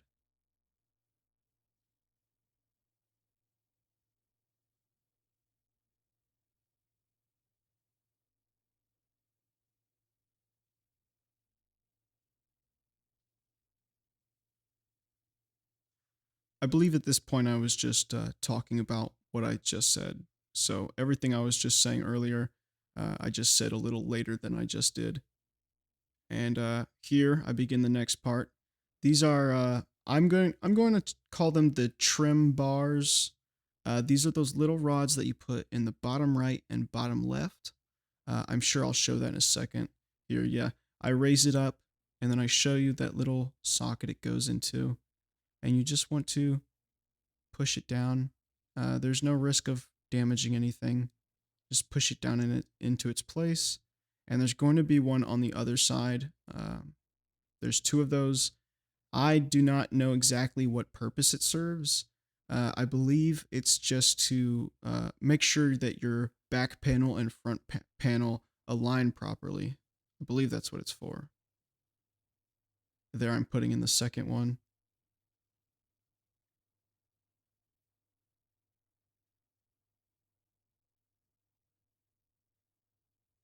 And here I have the SD side panel.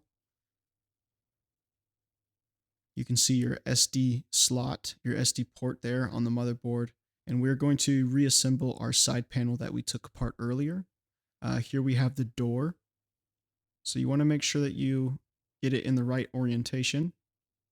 There is a shorter side and a longer side, so you want to make sure you match that up.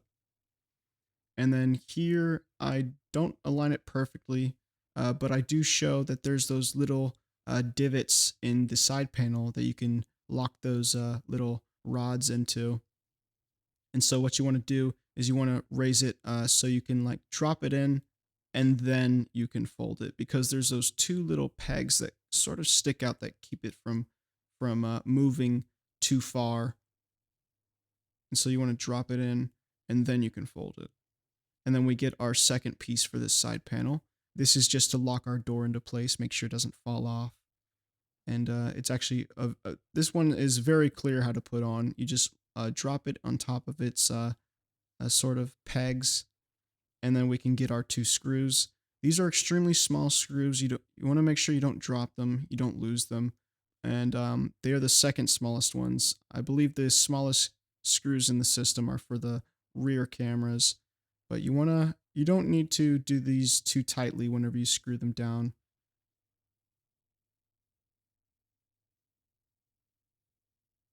There we go. I did it.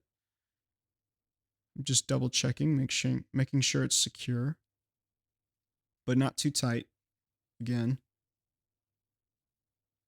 And you'll know that it's installed properly whenever your SD's door can open, fully shut, fully open, but it won't be loose. It'll sort of lock into those two positions. And there I show it. It's only one or the other whenever it's installed properly. It won't rest in between.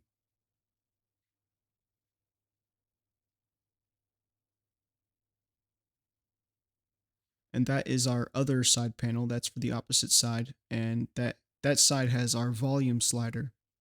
And here I'm going to, I believe right here I'm installing the volume slider. And you can see right under the joystick is our volume switch, the volume dial. And we are going to match up the notch on our volume slider. You can see there's a notch in it. And we're going to match that up with the peg coming out of our volume slider. If you don't match that up, it'll actually slide it once whenever you go to change the volume. And if you don't have that notch that you see I just moved inside of that sort of slot in your volume slider, it will not be able to change the volume up and down, and you'll have to take your 2DS apart again. And there I show that there's a small plastic tab coming off of our front panel. We want to make sure it's on the inside of that tab to make sure it slides properly, make sure it locks in place. There we go. And you can see that I have our notch from the volume slider matched up to our peg on the actual switch itself.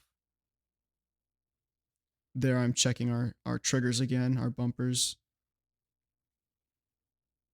Double checking my SD doors open properly. And then you can see those three slots on our side panel. And there's 3 pegs that they match up to. You can just drop it in place. It's very simple. And then our opening for the volume slider is going to be on the bottom. So if you're looking at it from the back of the 2DS, it'll be on the bottom. Or if you're looking at it from the front, which I'm not sure why you would be, it'd be towards you. But here, the opening for the volume slider is away from you. And we're not going to fasten these down right now because they are fastened down by the back panel. I'm not sure what I'm saying here. I was probably saying something very similar.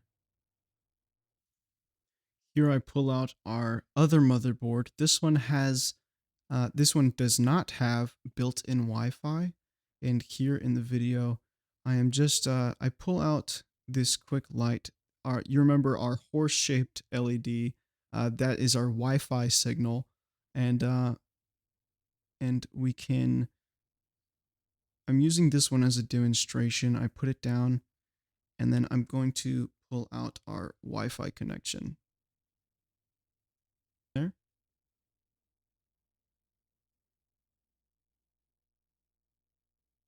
I have no idea what point I was making here. Here we are. We went back to this motherboard to show you how to reassemble our Wi-Fi antenna. And then I'm going to show you how to install it. So there's a very clear gold colored plug. It's a circular plug. It doesn't matter what orientation you plug it in, but as long as you line it up properly, you can press down. It's going to be very hard to plug in, but once it's in there, it can swivel freely. And then we have our socket. This is our Wi-Fi antenna socket. It's not like a ribbon cable.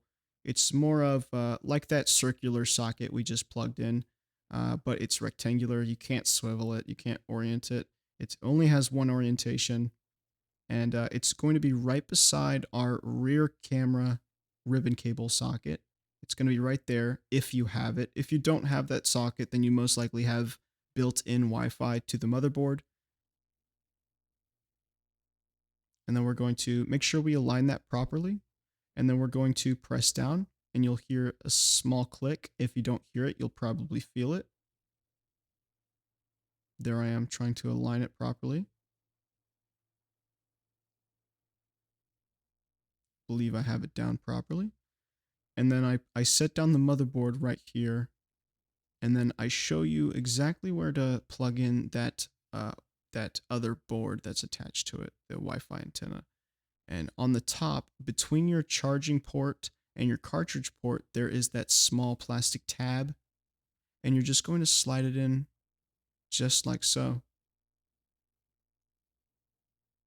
And you can secure your white wire with that piece of tape you can see on the back of your cartridge port, but you don't need to. I'm sure it won't cause any problems if you don't.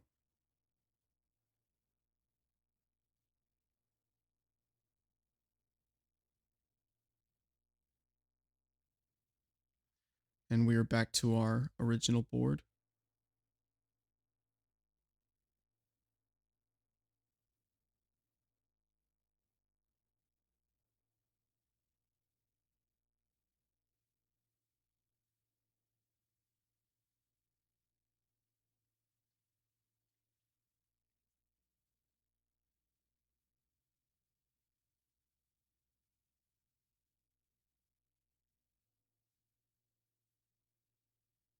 And we are going to reassemble our back panel. You remember we removed our rear camera and we also removed the cover for our stylus tube. And here we are going to reinstall our stylus tube first. I do make a mistake in this part of the video when I secure down some screws later. I'll make sure to re-mention that again. But we have these sort of pegs sticking off of our stylus tube. You can see the holes that they go through. And they sort of go through their tubes and then they slide. Not sure what I'm looking at here.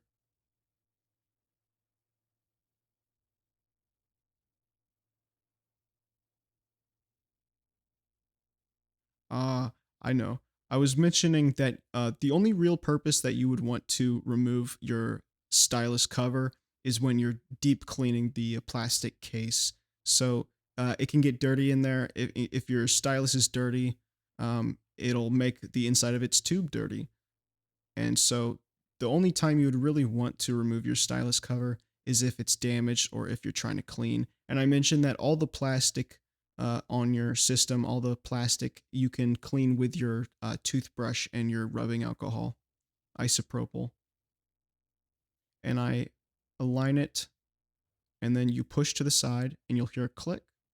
You'll see the red tabs are aligned, and that's how you know that your stylus tube cover is properly uh, installed.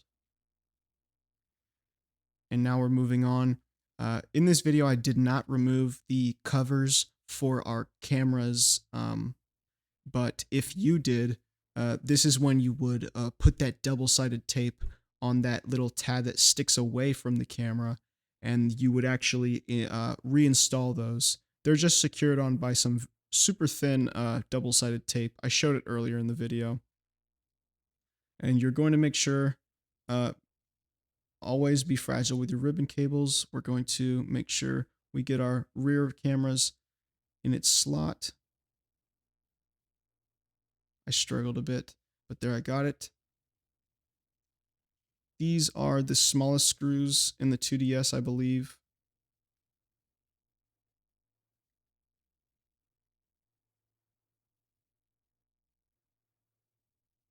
We're still using that 00 screw bit.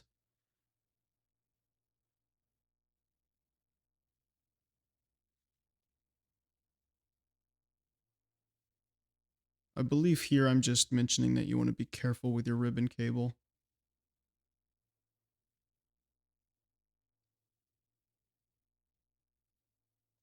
But I realign it because I accidentally knocked it out of its little well there. And here I'm beginning to try to put a screw on my screwdriver when there's already one on there. Embarrassing. And then I secure it down. Don't want it too tight. There's no real purpose to secure this one too tightly. You only risk stripping the screws or stripping the plastic by tightening down any screws in this system too tightly. Make sure they're down all the way. And now we've reinstalled everything onto our back cover, and we are going to take this wide ribbon cable coming from our rear cameras, and we're going to attempt to plug it into its ribbon cable socket on the motherboard. Oh, here, I forgot 2 screws for our stylus cover. This was the mistake I mentioned earlier. And here, when I re-secure these 2 screws, I actually make a mistake. What I do is I actually screw them in too far.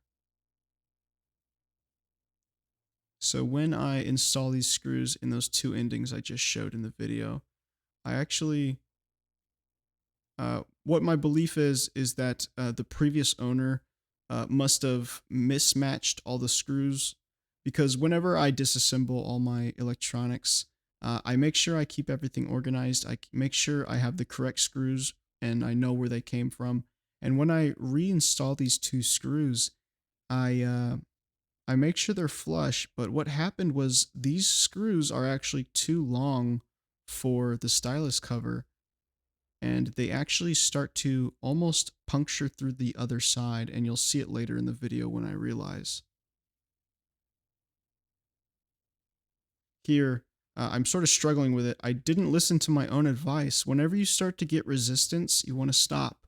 But I sort of forgot my own advice, and I'm making a mistake right now. And this is when that screw starts to puncture through the plastic, but I don't realize it until later.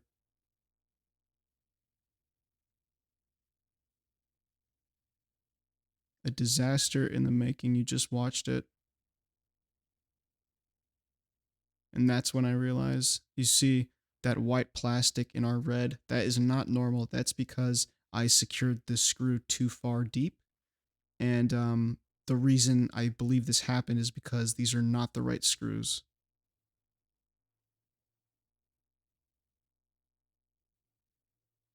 and it happened on both of them. I was very disappointed that this happened, but not much to be done about it.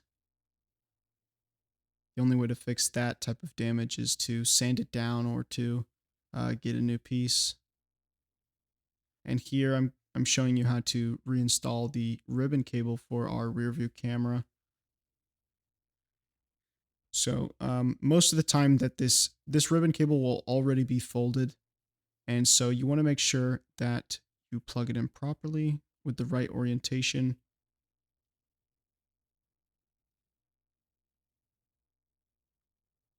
You don't want to pull on it too much because you can rip it from the rear view cameras. You don't want to do that. But you want to plug it in just like we did any other ribbon cable. You're going to make sure that the two tabs that stick off the ends are flush with their terminal. And then you're going to press down on our black tab to lock it in place. There, I accidentally knocked off the side panel. That's okay. I just line it back up. And now that I have our rear view camera plugged in properly, I'm going to, I believe here, I'm going to reinstall our back cover.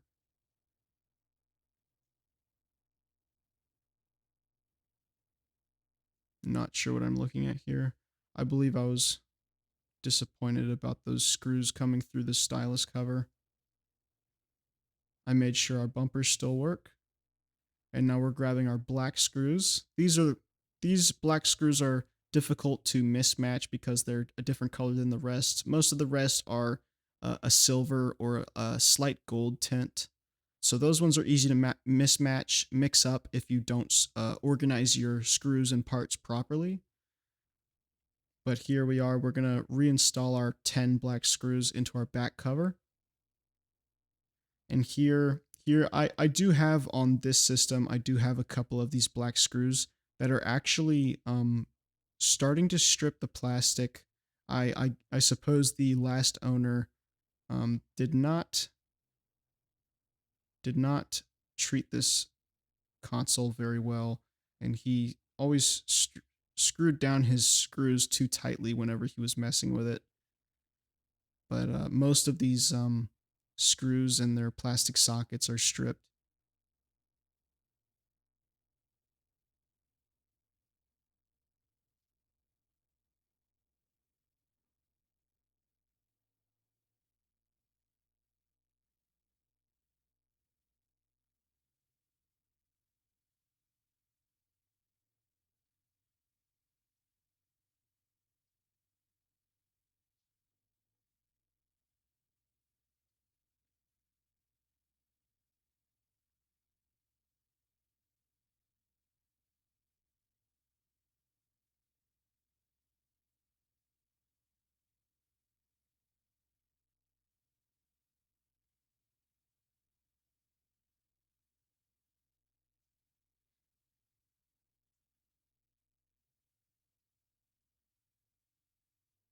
Here, this is the last screw.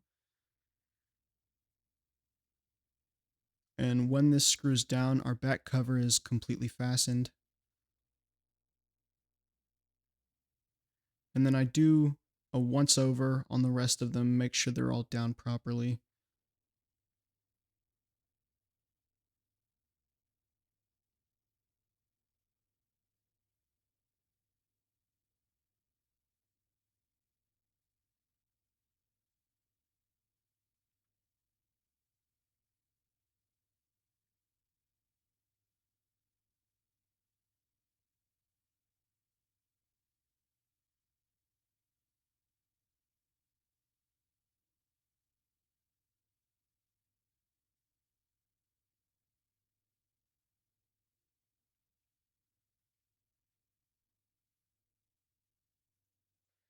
And right here, I grab our battery to reinstall it. You want to make sure the positive is on the bottom side. And then we just press it into place. There's nothing securing it except for our battery cover. Here is our battery cover. There's those 3 tabs. You want to make sure that you get them into their little port. And then there's also another tab on the top between those 2 cameras. And we have our 2 screws. And we're going to secure them. not too tight.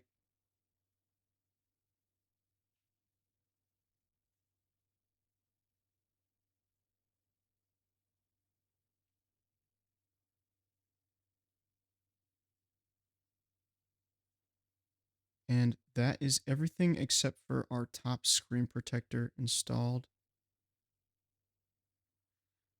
You're going to have a little bit of dirt building up on your screen.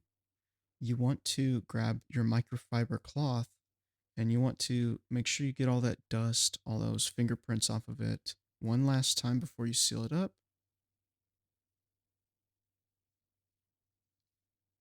See, there's still dirt on there. I go back for a couple more rounds.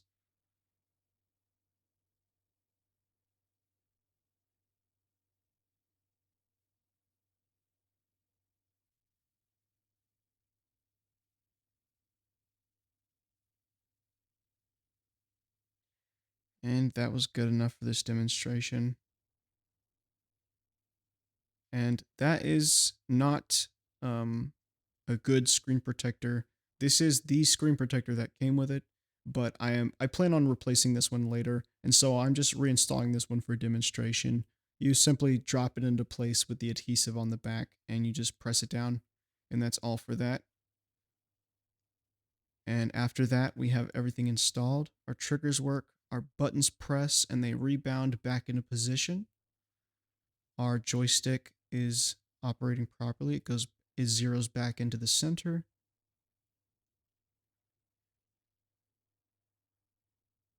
And there I'm testing all the buttons, making sure they're pressing properly.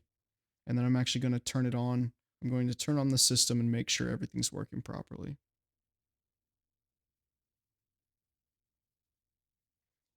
And my system actually has a custom firmware on it, a CFW. And so I need to reinstall my SD card in order for it to boot properly. If you have just the factory software, you don't need the SD card in there unless your games are on it. If you have a normal 2DS, you won't see that screen. It'll just boot straight to the menu.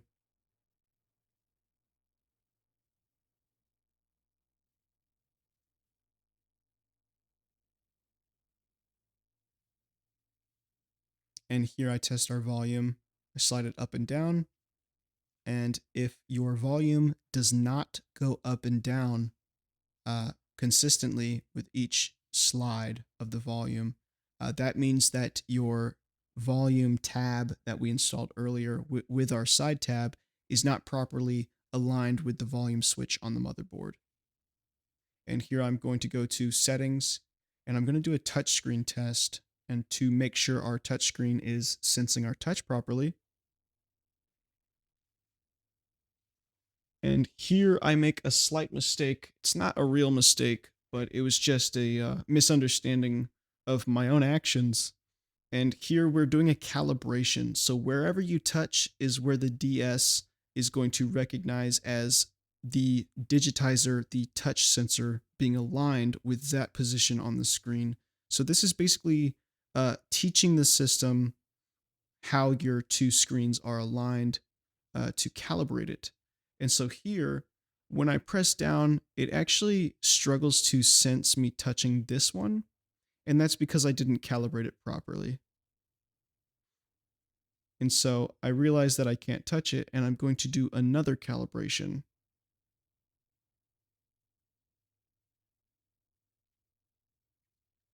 If your system does not um, register you pressing these buttons after you do multiple calibrations, then you do actually have a damaged touchscreen or touch digitizer. And that's when you would know that you need to replace it. But there I do another calibration, and I do this one properly.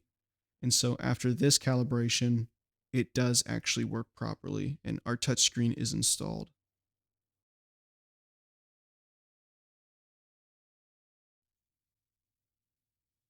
But it is working properly on this second attempt. And I do move on and I do a joystick calibration.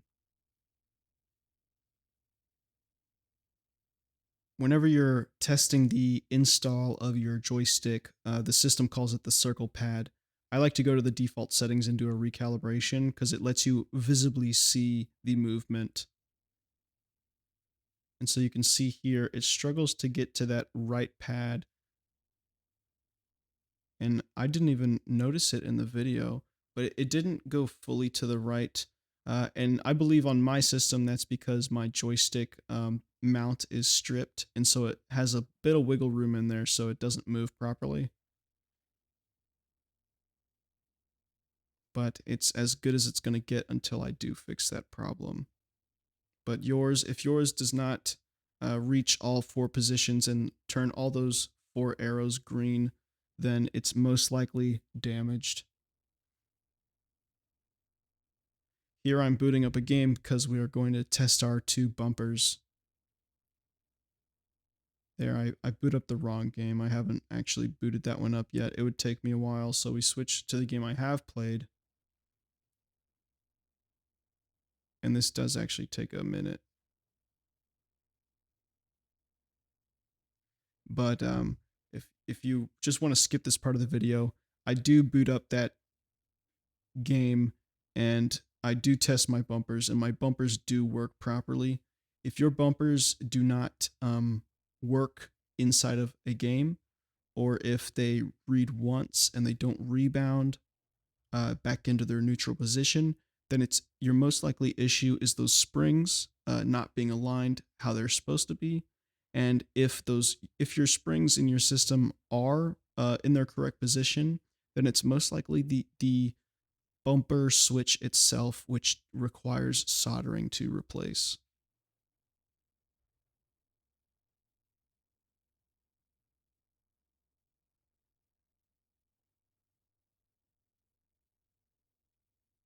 And here we're moving on to a camera test.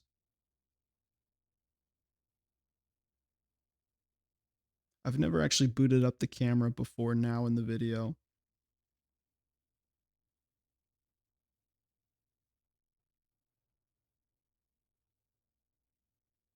But here I'm testing the rear cameras. You can see it sees my laptop that was in front of me. And so that is working properly. And so I go through the tutorial because I've never opened it. And I do figure out how to swap it back to the front camera. And you can see my phone whenever it swaps. You can see the ceiling.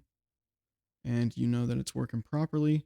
If you do this test on your cameras and it is blurry, then most likely your problem is that your plastic scratch protectors for your cameras, the ones that are secured with double-sided tape, most likely those are just dirty and you can clean those with microfiber. And that is all. System's working properly.